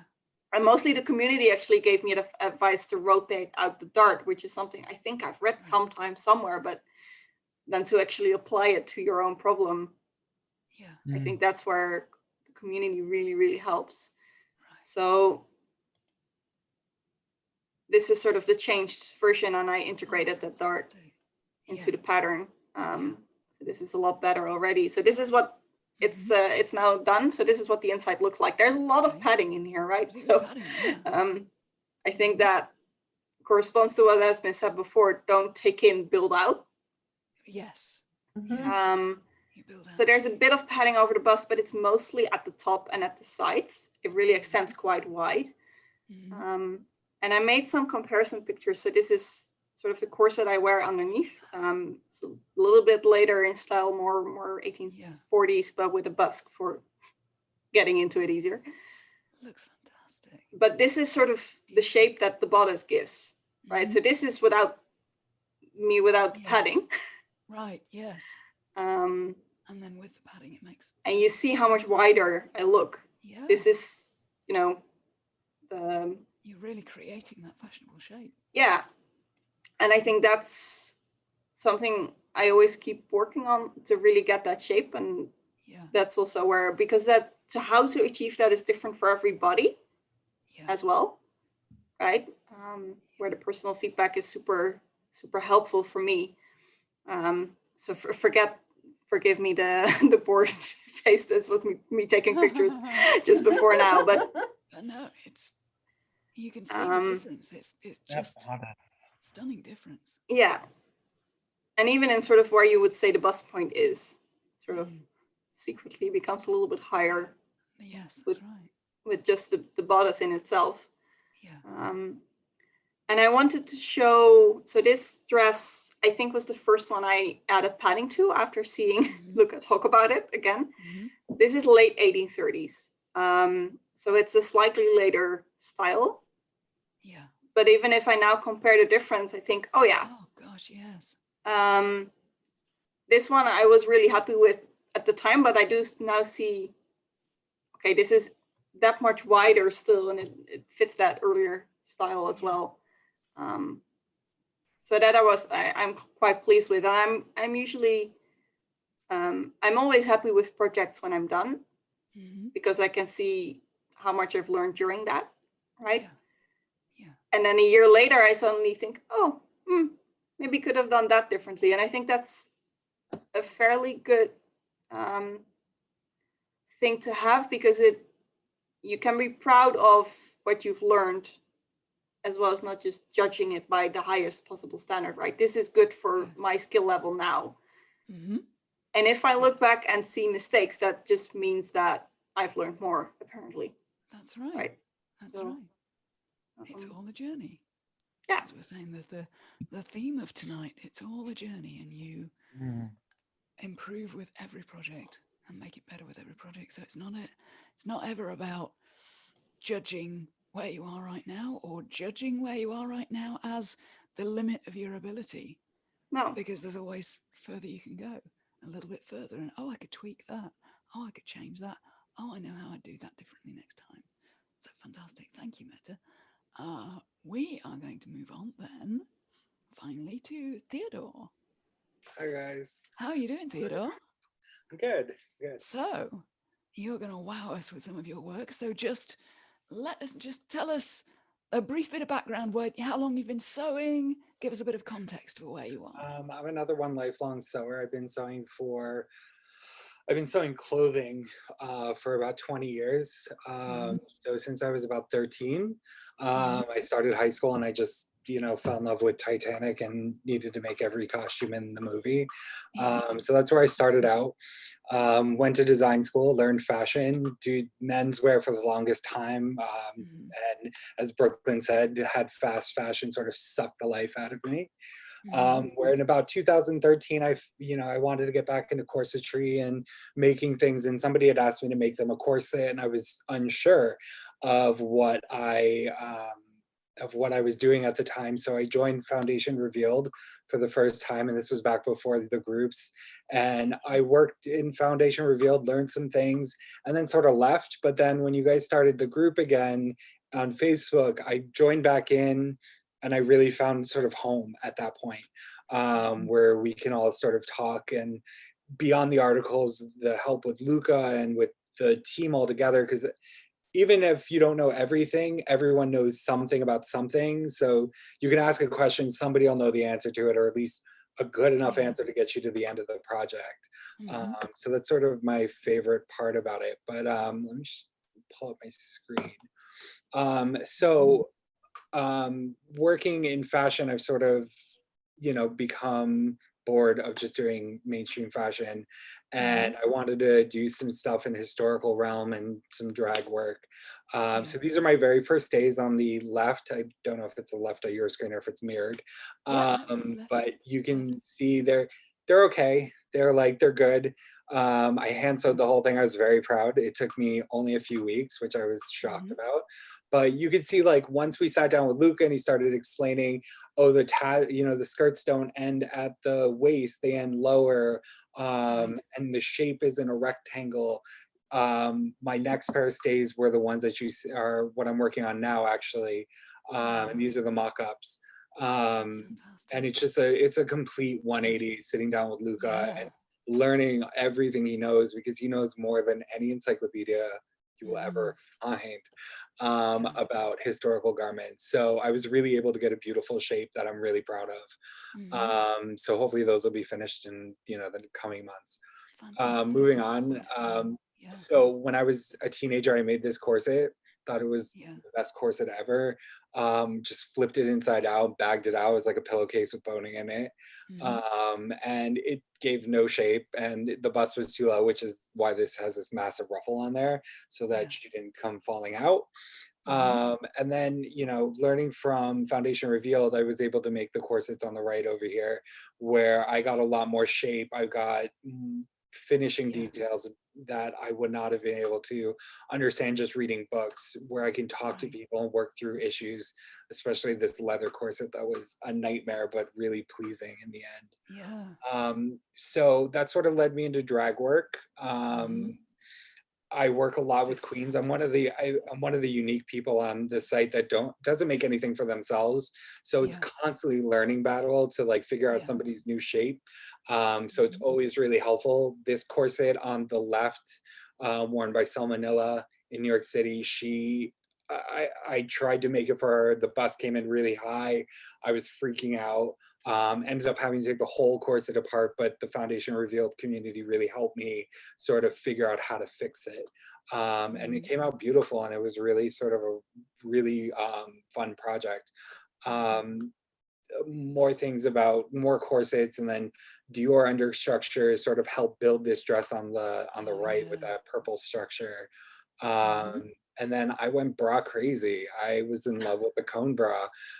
So one of my good friends needed a gown for RuPaul's Drag Con, and we made her a full corset dress. And I don't remember if you remember, Kathy, the back and forth with me and Gemma about this one, about how you can't sit in it, and she sat in it anyway. So it was sort of fun. Luckily we put in stretch panels, so nothing busted, but a lot of details. You can see these sort of padding, and there's padding in the cups and a lot of stitching. And I would not have known how to do that without the article about bra making on Foundation Revealed. And did the same over here on the corset on the right, that really supported this dress. And then padding is essential, especially in drag, and you don't want to see it. And I think Luca really taught me how to pad properly, so that you're building shape, not just bulk, which is really important. And then again, this sort of Dior structure and with the little petticoat underneath really helped me build this dress that I would not have been able to do. And then finally, my loves are, the historical garments. I delved into the workshops, into the live calls, into the skirt making, and really looked at how to build these things properly. So I come from a modern fashion point of view, so it's really hard for me to wrap my head around historical clothing, because it's completely different. And so learning how to, that skirt trick where you're folding down the top of the hem and everything's sort of hemmed from the top and everything is straight around the bottom, especially in the period that this Jane Eyre look was, and all the layers involved, where I thought, that white piece up at the top was attached to the dress. No, it's a separate piece. And they sort of layer it up, and much like we would do today. So it's kind of mind-boggling to really understand these things. And then, one of my favorite pieces is a robe a la Anglaise that I made for a friend. Unfortunately, it never fit her right. So we all have stuff to learn, but it's still a beautiful piece, and I keep it on my mannequin. It's right behind me, just so I can look at it and one day find somebody who will fit into it with the corset and everything underneath it. But yeah, it's been a really long journey. It's taken me years to get to this point. Some people will progress a lot faster, and I wish I did, but I wouldn't be this far without sort of the group and everyone sort of supporting everyone. I think that's really important to sort of drive home. Is it's not just about the articles, it's really about the support you get from everyone, including the mentors and the group. So that's fantastic. Thank you so much for showing us those. Just the level of skill you've built to go from, the first pair of stays you showed us and the difference between that and the second one, and then these fantastic shapes you're creating for drag, which is just the padding is pivotal Yeah. to get the shape that they want and to give that illusion of that really ultra feminine shape. Right. It's just like, it's like almost the ultimate challenge. Yes. Just Somebody, and one of my girls, she's very straight. She's like tube. So to give her shape was beyond challenging. And I really, you know, once Luca explained padding to us and where to put it and how to sort of, it's not about building bigger boobs, it's about building a wider rib cage so you get a smaller waist and then curvier hips, and how to cut those seams properly, I think is really important. It's really, it's not about the, you know, the boning so much as it is about the cut of those seams that you don't learn in a patterning book or looking at an existing garment that you will never understand without these articles and without these sort of mentor sort of tricks. So and I love how all of that knowledge from the past is so applicable now, whether you're making historical stuff or not. I mean, if you're making direct reproductions of historical garments, like Myrta, for example, obviously you need to know how they did it to do it right, and to do it in a way that's effective, not necessarily about being right, but to do it in a way that's effective. It's pretty useful to figure out how they did it back then and just do what they did. But the way that you've been able to apply that stuff and go, that's applicable to what I'm doing now, I can use that. And I love the way that's so, that gives us all of the kind of clues we need that we might have kind of forgotten in a way. Yeah, I but, think, you know, since back then. Yeah, definitely with modern clothing, it's made to be quick, cheap, and easy. So you learn to, you know, to sew like that. And these sort of tailoring techniques and these molding techniques and these pad stitching techniques and padding and et cetera, et cetera, et cetera, really build a shape that you just don't see anymore. So it's really important to keep that going. Yeah, that's exactly. I do make a lot of my own clothing other than, well, I do make some pants too. And a lot of the techniques I've learned through Foundations Revealed, I'm using in my everyday clothing. I don't history bound, but you know, I'm not whipping out 2 or 3 t-shirts a night now. I'm actually taking the time to make them appropriately and they're fitting correctly, you know, and I'm not, you know, fidgeting all day long because something doesn't fit right. And that's applying those techniques to everyday projects has been a huge change for me as well. Yeah, I agree. I've done the same thing. I've taken, you know, what's interesting, and I don't know, this hasn't actually been mentioned, but I just want to, so when you go and you say, oh, there's free resources for historical, right? Like there are, but the thing is when you read historical books, there is this unknown knowledge that everyone just would have known. It's like, I learned things from my grandma learned things from her mom, she learned things from her mom. And if you don't come from a long line of sewers, there's going to be a whole bunch of missing bits and pieces. And especially with the historical techniques, it's stuff that just got lost along the way. And, you know, they just expect you to know. And like, that was some of my biggest thing with Keystone was like, there's like 1 or 2 words here, and this should be like 10 paragraphs. Cause I don't know. I don't have my grandma to go to because you wouldn't have been doing this alone. See, sewing has never been an alone thing. It's been an apprentice thing throughout history. So we don't have to learn it alone. I feel like it's where you can find the apprenticeship, the mentor apprentice concept. That is like, so everything, sewing was never meant to be learned alone. It is a craft of the hand. And handcrafts are passed from generation to generation. And so, you know, we're here to help that next group of people, whether you're younger, older, new, whatever, it doesn't matter. Like we're all together doing this new form of apprenticeship. Yeah, absolutely. That's a good way to put it. The internet. Yeah. Go on, Theodore. I mean, everything's been said. It's, you know, I'm really happy to be here. And if you're thinking about it exactly like, I don't remember who exactly said it, that $30 sounds like a lot of money, but you don't really notice it coming out of your bank account. And the amount of information and the support that you get is just really important. It'll build something that you can't get, you know, even from school. I went to design school and, you know, Lena went to costuming school, and we didn't get this information that we're getting from this community. So it's sort of priceless almost. Sorry, I don't mean to make it like an infomercial, but Yeah, and like, you know, we have Luca for historical. We talked a lot about him, but we have not talked so much about Luana and Barbara, who are modern sewers. And I keep watching in the comments, people are like, well, what if I don't do Victorian? I know, okay, so like tons of people love Victorian. I like Victorian, but there's some eras that are just like meh, right? Like I am, when I do I love pinup, right? Like I'm a 50s girl, like, you know, give me that va va moom. And there's stuff that can help you with that too. Like you don't realize how many bra articles and like fantastic stuff are there that just, they're not the most popular things, but like they're all there. And, you know, Luana's and Barbara's skills, like Barbara's like iron work and tailoring skills are, I've learned so much from her because as we've all said, we've had teachers who left stuff out because they didn't want to tell you because, you know, tools of the trade secret knowledge and, you know, oh, well, you just do this and then they kind of skip over it. And like, they don't leave any gaps. It's all there on the table. yeah. Barbara, sorry, go on, Brooklyn, and I'll talk after. I completely agree. Like as you said, I went to design school and like there was so much that was left out. And for me in New Zealand, it comes to nearly $60 a month. And even then I get the value because if I'm stuck on a client's gown, I have people I can go, what do I do here? This is due in 2 days. What's going on? It's not working.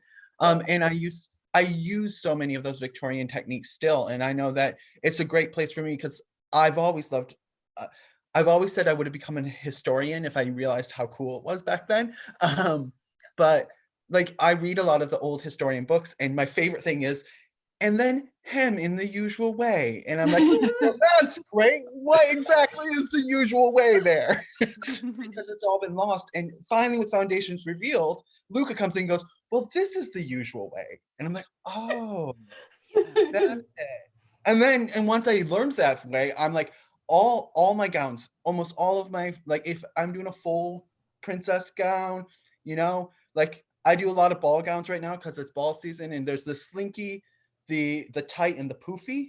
Girls want one of the three, and all the poofies get that Victorian hem because it holds the shape and keeps it there. And it's why people come to me. They're like, your work looks so beautiful. And it's because like Dior did, I'm bringing those Victorian techniques today because some of them were just so brilliant, you know? Yeah. I think It's Barbara, about craftsmanship. Isn't it? Barbara, It's about restoring a level of craftsmanship to clothing that has been lost with fast fashion. So this is one way in which we're fighting back against fast fashion. It's like, let's bring this stuff back. And show a year ago, I never, ever, ever would have volunteered to hand sew a hem. And now I hand sew just, unless it is, you know, a knit shirt or something that requires a stretchy stitch. Yeah. I'm hand sewing just about every hem that I have because. Same. Yeah. I had I think a circle skirt I made a couple of months back, and at some point I was piecing the hem and I was thinking to myself, oh, piecing is period, but oh wait, this is not actually a period piece. But I still sort of finished it with hooks and eyes instead of a zipper, and did all the tricks that I use in those types of garments. Fantastic. Barbara, going back to Barbara blew my mind when she showed us how to steam and iron properly. And I've learned how to iron from tailors, and one of my professors was Savile Row taught tailor, and I still learn stuff. So don't stop learning and just sort of keep plugging along. You can get it done. And I always tell people, you know, they see my stuff on the web on Foundation Revealed, and they're like, I wish I could do what you do. And I'm like, do it. Just like get in there, just do it. Even if it comes out like crap. Like, and if you know, put the it's sleeve fine. on inside out. Yeah, exactly. You learn, you move on, next one, you build, and each one is a mock-up. None of them are finished perfectly. Even the ones I have here, I'm sure there's stuff where if I looked at it again, you cringe a little bit, but you know. And that's how you know you're learning. Yeah. That's how you know you're improving. So what would you say, each of you, to say somebody who is kind of in that place in the middle where they've sewn before, they sew a bit, but they're kind of plateaued and they're like, yeah, I'm kind of okay at this, but I don't know whether I'm really good enough to do something like this, to join a community like this. What would you say to somebody who just feels like, I think I've hit my limit on this, and this is as good as I'm going to get? I'm going to steal Noelle's phrase totally and just do the thing, because had I not joined Foundations Revealed, I would still be, I mean, I wasn't a mediocre sewer. I knew I could read patterns. I don't know how to pattern draft or drape, but those are on my list to do. So I would just say, just do the thing, because if you don't try, you won't know. And that's the biggest thing, is that you've got to try. Yeah. And I think there's no not being good enough for any of this, right? It's about learning. That's the whole point of it. So if you're at a plateau and you're fine where you are, that's also not problematic. If you enjoy learning new skills, practicing new things, if you enjoy looking back and thinking, when I started this project, I couldn't do this yet, I think then that this is a great place, because it's gonna really help you get there and also feel supported by other people who also want to do that same thing. I would say find your biggest project, find your pinnacle project, and just start doing it, because it's going to teach you more than you will ever plan on learning. And just, really be in there and posting and talking about it, and don't be afraid to show the mistakes, because that's when you learn the most. And that's when you move forward and pick up that project that you're terrified to do. That's the one that's important. I would say, oh, go. Sorry. I would say that if you're plateaued, and I feel like that's where I was when I joined Foundations Revealed. I thought I was really good, but I knew that there were people who were better than me, and I didn't know how to get there.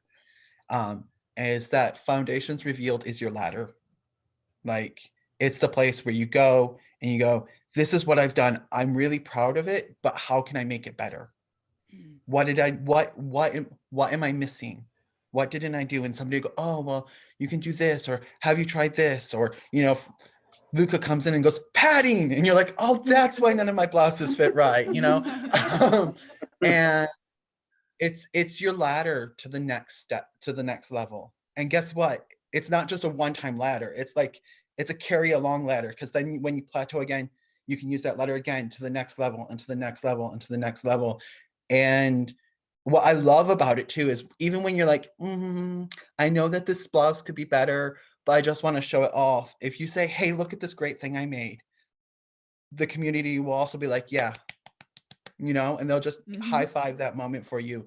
I've been in groups where people can't pause that.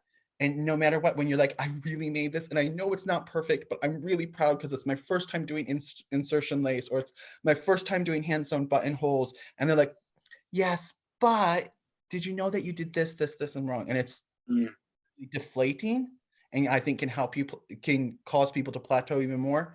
Foundations Revealed, in my opinion, isn't like that. If you're like, I just want to say this is amazing. I know it's not perfect, but I'm proud of it. And everyone will say that. And sometimes you'll go in and you're like, oh, this isn't great. And everyone will be like, I don't know what you're talking about. That's perfect. Yes, I do notice the only time you really get jumped on is if you say something bad against yourself. Then everybody's like, no, you are doing great. So I didn't mean to interrupt you. No, it's great. That's pretty much all I have to say, is that, like, this is your ladder to get off that plateau. Because if you don't do something to move from the plateau, you're going to stay on that plateau. And Foundations Review, and you can do it yourself, but Foundations, and that's using like hiking and ropes, but Foundations Revealed is this great ladder, which means you can just go up so much faster. Yeah, that's a great way to put it. Yeah, I love the idea of a ladder. I'm going to steal that. For like all sorts of things, when I explain things to people, it's a ladder, not hiking. So no, and kind of coming down in the middle. Well, I told you guys, I've experienced a lot of gatekeeping in many different communities, because I do things my way and I want to do them my way. And I'm okay with it not, especially with cosplay. I don't care if that character had their whole stomach out. I got baby stuff left over. I'm not having my whole stomach out. You know, I'm going to do it my way, right? And the way that makes me comfortable and happy, because here's what I tell people at the end of the day.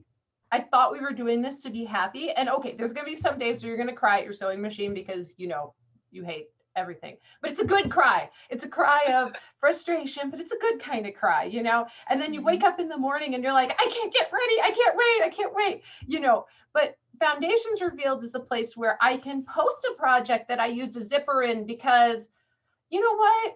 Zippers are easier for me. Some days I don't want to deal with hook and eyes and whatever, and I'm okay with that. And nobody's going to go, oh, that's a great outfit, except you put a zipper in it, which I've been told. I also have gotten told things like, you put your buskin upside down, because I put it in upside down on purpose because I'm left-handed and I struggle to get them in the other way. So like, I'm okay. Everybody's okay. Like nobody nitpicks at those tiny little things. And I'm also going to say about plateauing. Plateauing is really another term for being really, really comfortable with where you are. And I am personally a person who constantly pushes to find, just walk just one step out of the comfort zone, because once you dig into that space, you'll find the plateau disappears as fast as it was there. But you know what? Life is a circle of plateaus, right? You're going to keep getting plateaus, but everywhere you look at Foundations Revealed is someone else who's doing something completely different than you. And it just becomes this, like, even if all I feel like doing for the day, because there have been many a day where I can't make, I can't function. There's, you know, times are rough sometimes. And I go there and I just look and see, like Theodore's projects, like I have been total fangirl just sitting watching, and I will get up in the morning and be like, I want to see what Theodore posted next on his thing, because that's really fun. And you can enjoy Absolutely. and feel good for others. So even if I'm having a day where I'm like, oh, I can't pick up my needle, I can't do this today, I can just go in there and, you know, say something nice to someone else, or, you know, post an old picture of something I made forever ago and be like, here. Or like I found a web series that I was absolutely in love with, and I didn't know anybody else to share it with that was like personal friends. So I'm like, hey, everybody, look at this cool web series. And then Kathy is amazing, because then she'll do things like highlight you in the newsletter, and then you feel like you're a movie star. I actually have a screenshot of the very first time you put me in the newsletter, because that confidence boosted me.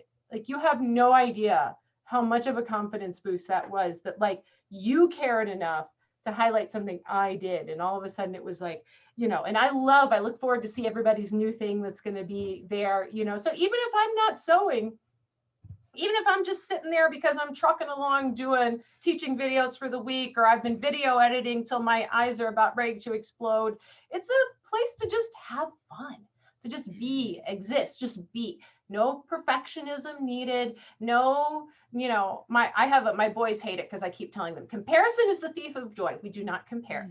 I do not compare my journey to anyone else's, because my journey only gets compared to my journey. And that's it. Even then, I'm not supposed to do it, you know? And so I can just be there without comparing, without feeling like I'm garbage because, you know, everybody's, you know, 110 pounds and perfect looking. And, you know, that's not what the group's about. Like, it's about just being there and seeing so many different kinds of people and places where they come from all across the planet, and different body types and different genders, and like, you know, everything from cosplay to drag to historical, the history bounding. Like, I'm always so happy when I leave that Facebook group, and rarely on Facebook do you find a place where you can be actually happy. Fantastic. So amongst all of that diversity we have quite a few beginners, and we have some beginners joining who are feeling maybe a little bit overwhelmed. So if you're a beginner and you're feeling a little bit overwhelmed, what advice would you give to the beginners who are just joining now? Well, I say start with a piece of underwear that's easy. Like, okay, like everybody's big on shifts right now, or camise, like, you know, that sort of thing. Like, I always tell people, go for something that you're going to wear underneath that nobody's going to see, and that you can have fun and have a little flair, because I always feel like a little flair is a little something that, you know, makes you really happy with yourself. Have a little flair, maybe do a little something, something with it, but it doesn't have to be public to the world. You can just show it to us and feel good like you made something, because that feeling of making something is what it's all about. That's the addictive feeling. That's it. Brooklyn, I would what say- were you going to say? Sorry. Oh, Well, we've all been there, right? So the group is not about showing off, it's about lifting up.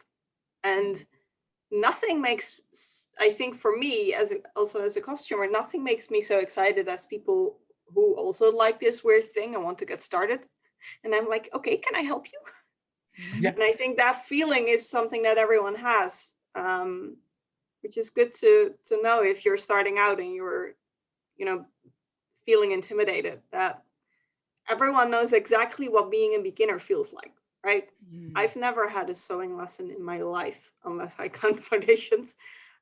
I mean, my mother taught me how to pin stuff, but I think that was it. I taught myself. I think all the mistakes you're gonna make, others have made before you, and no one's gonna judge you for it.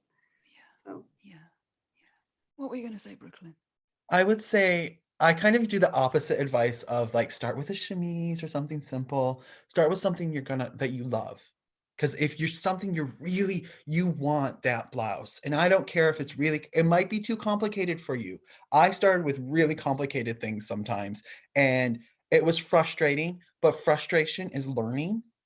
But what I find is especially if you're really new, if it's something you absolutely want, you absolutely love, you're going to keep coming back to it. You might put it away in the naughty corner for a week, 2 weeks, 2 years, 4 years, but you come back to it again and again. Whereas like when I was learning historical stuff, I had to start with chemise, and I'm like, oh, chemise is so boring. I'm not interested in that. And what kept me going was working on the complicated skirts I wanted to do and working on the complicated dresses. And they weren't always perfect, but there's perfect bits in it. Sometimes I do the waistband really good, or I would put in the buttons really well. I hate zips, so if I can put a row of buttons in, I will every time, because I love a tiny, my great grandmother had a dress with buttons all down the back, and I loved that, and I've always loved them. But find the things that you love and do that and keep doing it. And your first one might not be wearable, but then your second one is even more wearable, and you keep doing it. That's what I always tell people, is start with something you want to do, not what other people tell you to do necessarily. Yeah, I would agree with that. And I would also say maybe start more than one thing. And this is going to sound contradictory, because if that first thing starts frustrating you, set it aside and forget about it for a while, and then pick up something else you're interested in, and then when that frustrates you, you can go back to the first project. And by that time, a lot of times it just takes ruminating something over in your head to figure out what little tiny step you're missing in that first project to get it back on track. And by the time you're frustrated with it again, you've figured out what to do with this project that you set aside. So, don't be afraid to have more than one thing going on at a time, but don't, overwhelm yourself with 10,000 projects at once. Just have a couple that you can move back and forth between. As a Brockatel, I feel called out on that. But as a quilter, I do too. Yeah. So I would Brockatel is say, one of our new houses. You can be sorted into a house Oh yeah, when you those are join fun. us. I would say be brave. Be brave. Yeah. My second corset I ever made literally fell apart on the model as she was about to go show it on a runway. So be brave. Don't be afraid. It's probably going to be crap. It's fine. We all start there. We're all there. You have to start somewhere. So just start with that thing. Like Brooklyn said, start with the thing you love. Yeah. I think it depends. Go on. Sorry, Sabine. Sorry, I have a tiny addition. Please ask. It's so cool in the Facebook group. You can ask questions, and there is no such thing as a stupid question. You can ask, and if you didn't understand, ask again. And they are Exactly. all so friendly people, and they're all helping you. And I've never heard a bad word in the Facebook group. No. Actually, if anything, you'll be overwhelmed by the amount of positive response you'll get. Like it'll just be like, oh my God, I just posted this 5 minutes ago and I'm blowing up with notifications and everybody's helping me and this is so cool. Yeah. And I want think to remember, go on. Sorry, Brooklyn. I think when I joined, I expected to ask questions and hear from Luca and Luana and Barbara and Constance. But really, usually nowadays, I'll ask a question, and by time any of those three will come to the end, they're just like what they said, like like everything else has already helped, and they're like, especially since I live in New Zealand. Besides Luana, everyone else is sleeping when I'm on. They wake up to the notifications. They're just like, they all said everything or something. And they're like, oh, I'll just add this little bit, but mostly what they said. It's such a great group.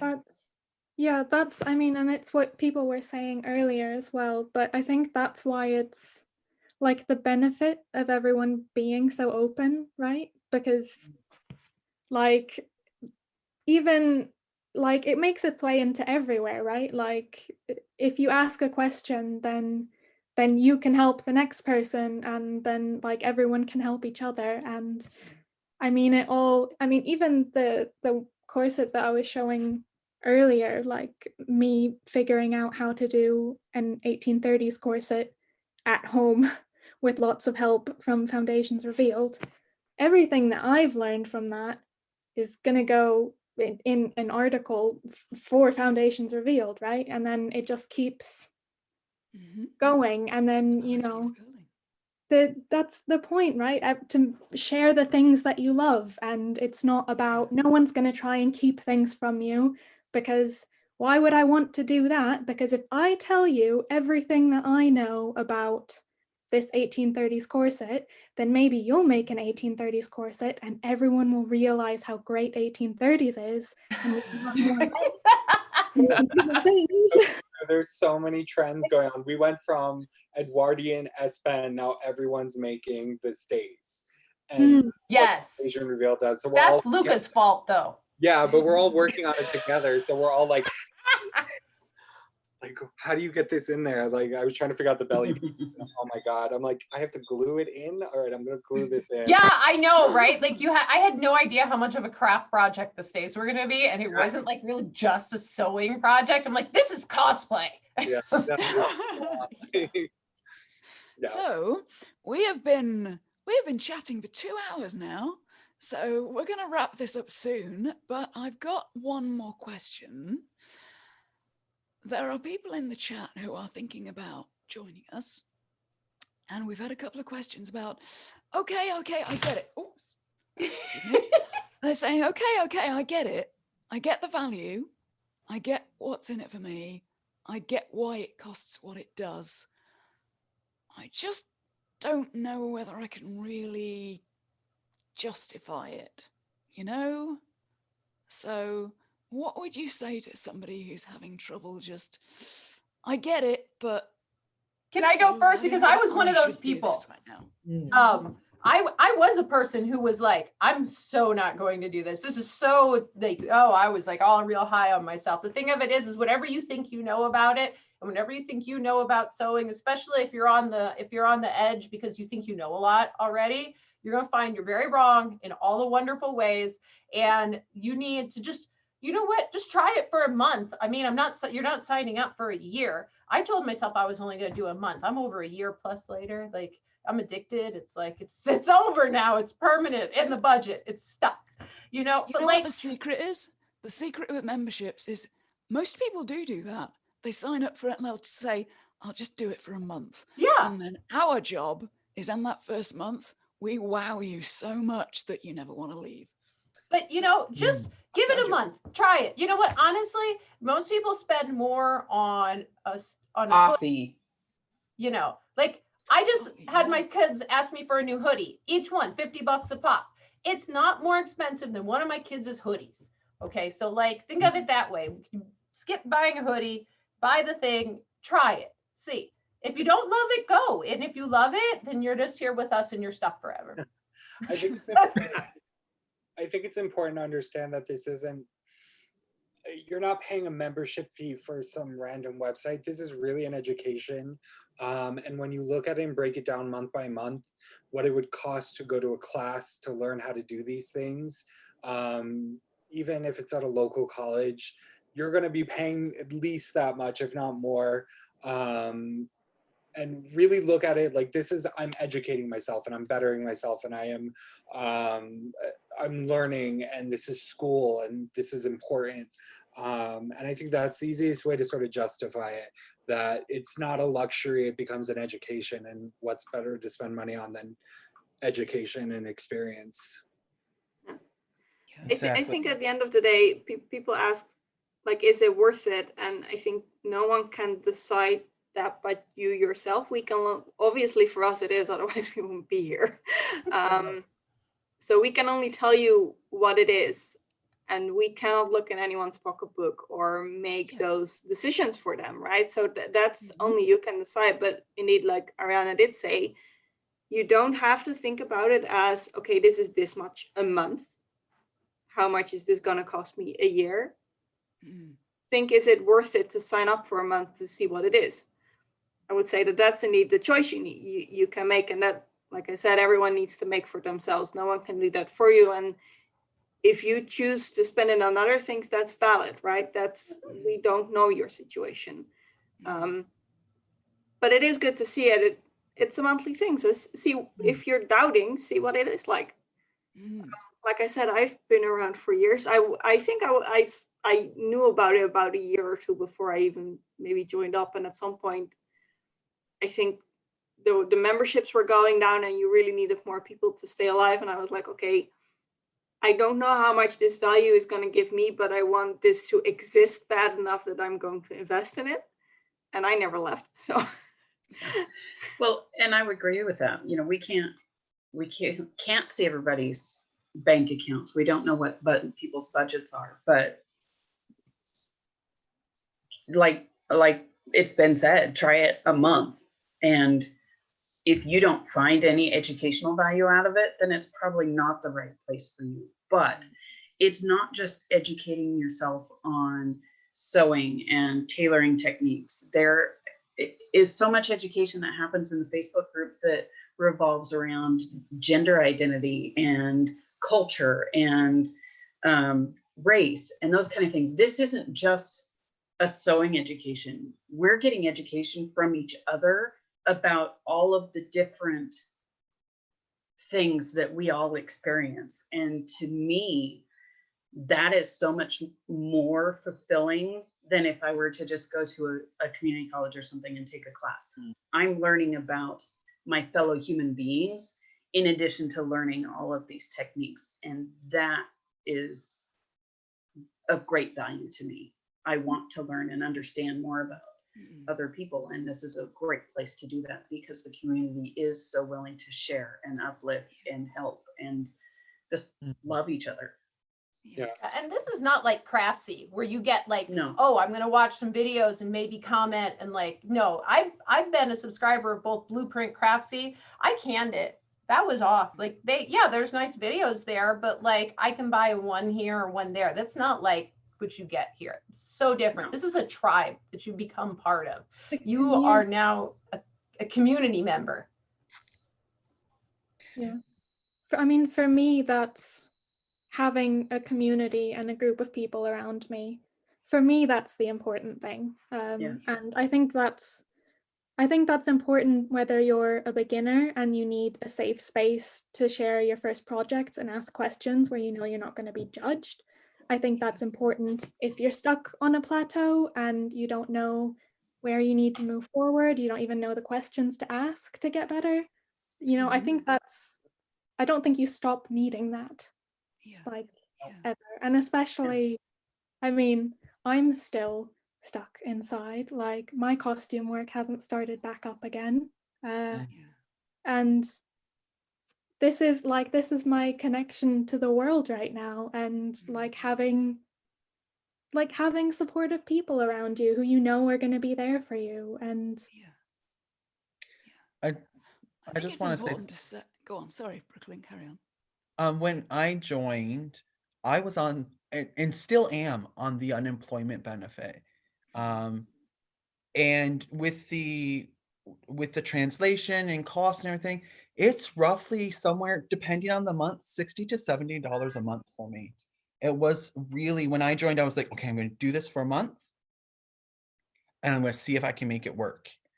And after that first month, I went, no more pizza, no more coffee. I've made it work because it has been such a huge sanity saving for me when I was in lockdown, and it's given me so much more, to the point that I'm now making money because of the stuff that I've learned through here. And I know that's not going to be true for everyone. Not everyone's going to want to start a business. Not everyone wants to become a couture or a dressmaker or anything like that. But for me, it is an education. It is money that I decide to put into myself every month. Furthermore, I am saving more money because I no longer need to buy fast fashion, which in the long run, it's more expensive to make one garment at home. But when you think about how long a fast fashion shirt lasts compared to a homemade shirt, Yeah. like the skirt I'm wearing now, I will be probably wearing for the next 10, 15 years. And so for me personally, as somebody who's moving more to a homemade wardrobe, who wants to be more sustainable, I find that I make it work. I make it work. And there are some months where I'm like, oh, is it going to get okay? I'm going to have to shift this here and push that bill back to make sure my membership comes through. But I make it work because it's valuable to me. If not, I would have, the benefit is that you're not locked in. Like, I've been in memberships too where they're like, well, now you're locked in for a year, and if you want to cancel early, you have to pay an early cancellation fee of $300 and blah, blah, blah. Yeah. If it doesn't work, if you can't afford it, you can stop and you can come back when you can. And it really looks like in August, that looked like what it was gonna happen. And things just worked out that I was able to stay. So I get those feelings, but I think that, if it's important, you can make it work. Yeah, I think it is important to say, if you are having trouble putting food on the table, if you're having trouble paying your rent, it's not the right time. And we have a little free membership where you can enjoy a little taste. If you're having real huge nerves about the Academy membership is a lot for you, then that's why we've introduced the Essentials membership, where you can have access to the library and the digital resources and maybe upgrade later.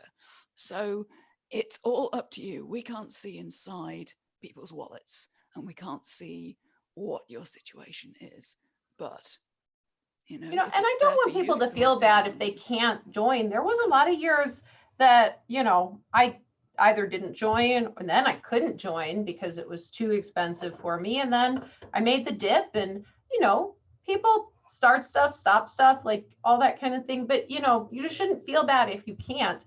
There's something that I tell my kids all the time when we go to art fairs. So my kids are teenagers and they used to say, oh my God, this is so expensive, because they didn't have enough money in their wallet that they had saved to buy the item. And I said, no. I said, we say, this is not something I can afford right now. And that gives kind of back to the artists that, like, okay, we respect that this is a thing that costs money. And like, this is a thing that I can or can't afford. And you can just keep it in the back and save it for later. We're not going anywhere. So, you can come back to us later if you really want to join and you can't right now. And I know it feels terrible when you can't afford something, because I've been there too many times. But, as you can see, we're all on different budgets and different levels. And some of us choose that this is a priority for us to make work. I want to answer one other question as well that we had in the comments, which was about why we open twice a year, why we only open for little periods twice a year.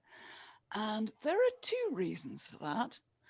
One of them is that Foundations Revealed has been around for about 13 years now.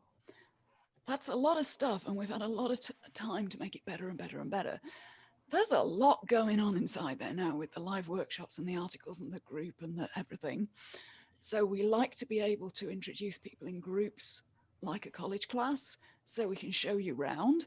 Because if we had people coming in all the time, just randomly, they would be like, I don't even know what's going on here. Just, there would be so much to get your head around that you'd be straight out the door again. We introduce you all together so that we can go through it as a group and you can figure it out and get the most out of it. There's also another reason. Somebody was saying in the comments, we had a little bit of a naysayer, you know who you are, who was saying that it's a gimmick that we open twice a year for a small period. Do you know, if it sounds like I'm trying to enroll you, I am. Because what used to happen was that we were open all the time.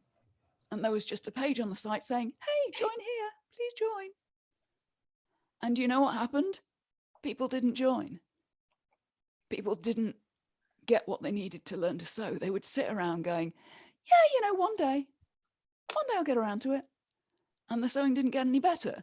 So by putting that deadline on it and saying you can join now, it pushes you off the fence and gets you to invest in yourself and make all of these achievements possible. We can't help you if you're going to sit on the fence and procrastinate and say, well, yeah, one day I'll get around to it.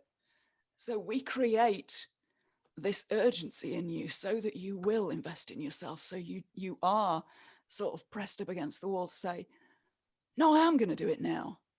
We need to create that feeling in you of, yeah, I do want this, and give you that impetus to actually make a decision. It's a gumption. Come on, thing. are we doing this or not? Huh? It's gumption. You have to have the gumption. Yeah. That was my dad's thing. Do you have the gumption to do it? You know, he used to try and tell me no, and then I would prove him wrong, you know? Yeah, to give you the confidence to do it. So, any parting words generally about, we've talked about a lot about foundations, but generally about sewing in general, to all the people who are sitting alone in the sewing rooms, just something encouraging about sewing in general and being creative. Make stuff, make lots of stuff, throw the stuff off in the corner, make more stuff. You can't learn to make unless you make. I don't really care if you're doing foam smithing, if you're doing watercolor, if you're doing sewing, you have to do it. You have to just dig in there, get out of your head, make stuff, try again. It's just fabric. Mm-hmm. It's just fabric, true. And I think Have fun. And if you're worried about spending money on fabric, go to the thrift store and buy some old sheets.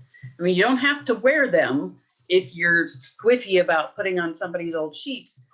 But especially if you're a beginner, go buy those old sheets. They don't cost you hardly anything from the thrift store, theoretically.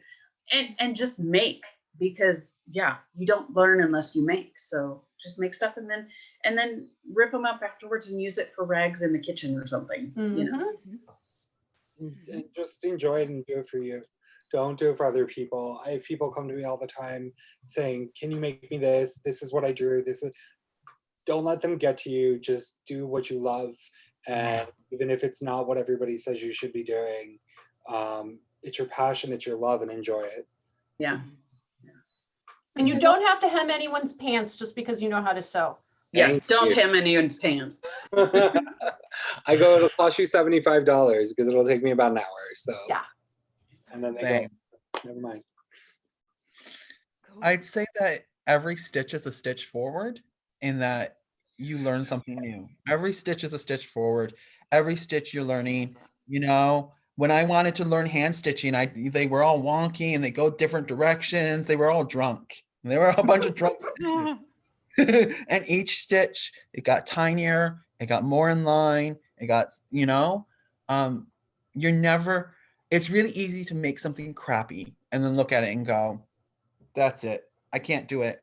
But you're never going to get better if you don't keep going. And it's okay to use a seam ripper. We all make mistakes. Girl, it's not an outfit if I haven't used the seam ripper yet. Exactly. I have to give blood and seam ripper or it's not something I've made. Yeah, you know, and we all make mistakes. I mean, some people who've been sewing for years and years will put the wrong sleeve on the wrong side. All the time.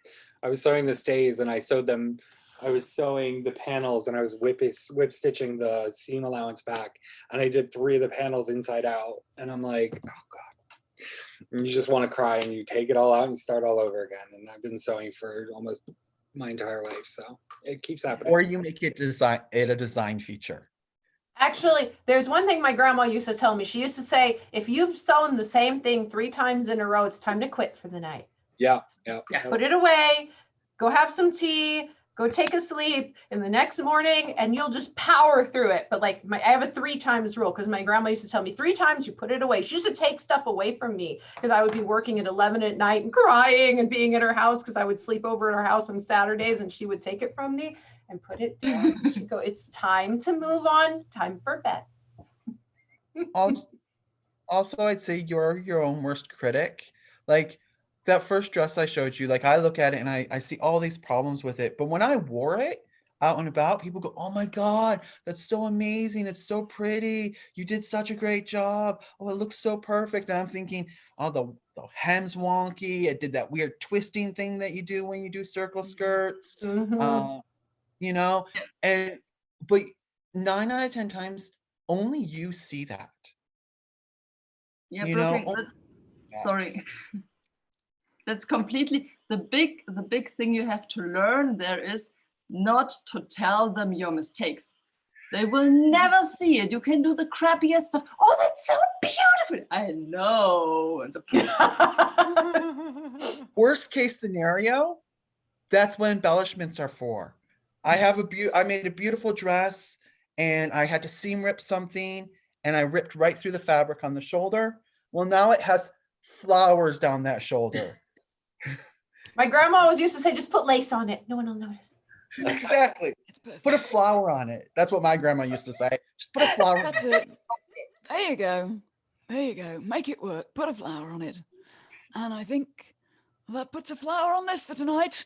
Thank you so much, everybody. Thank you for coming and supporting me and supporting each other and being such a great example of a fantastically supportive community. I hope you all in the comments have felt inspired to go out and make something, whether or not you're a Stitchling, whether or not you're thinking of joining us, whether or not it's the right time. Get out there and make stuff. Please just do something creative. It's so good for your mental health. It's so good for your emotional health. We're going through a really tough year as a human race on this planet. And this is the sort, your creativity is going to get you through it. Take joy in little things and just make it work. Make something beautiful and take joy in little things. So thank you, everyone. Thank you, Amy. Thank you, Celine. Thank you, Myrta. Thank you, Theodore and Brooklyn, Lena and Ariana. And if you want to join Foundations Revealed or look at more details, there is a link in the description below. And other than that, we will see you tomorrow night with another live broadcast, answering your questions and meeting the team behind Foundations Revealed. So thank you very much, everyone, and we will see you soon. Bye-bye. Thank you. Bye. Bye.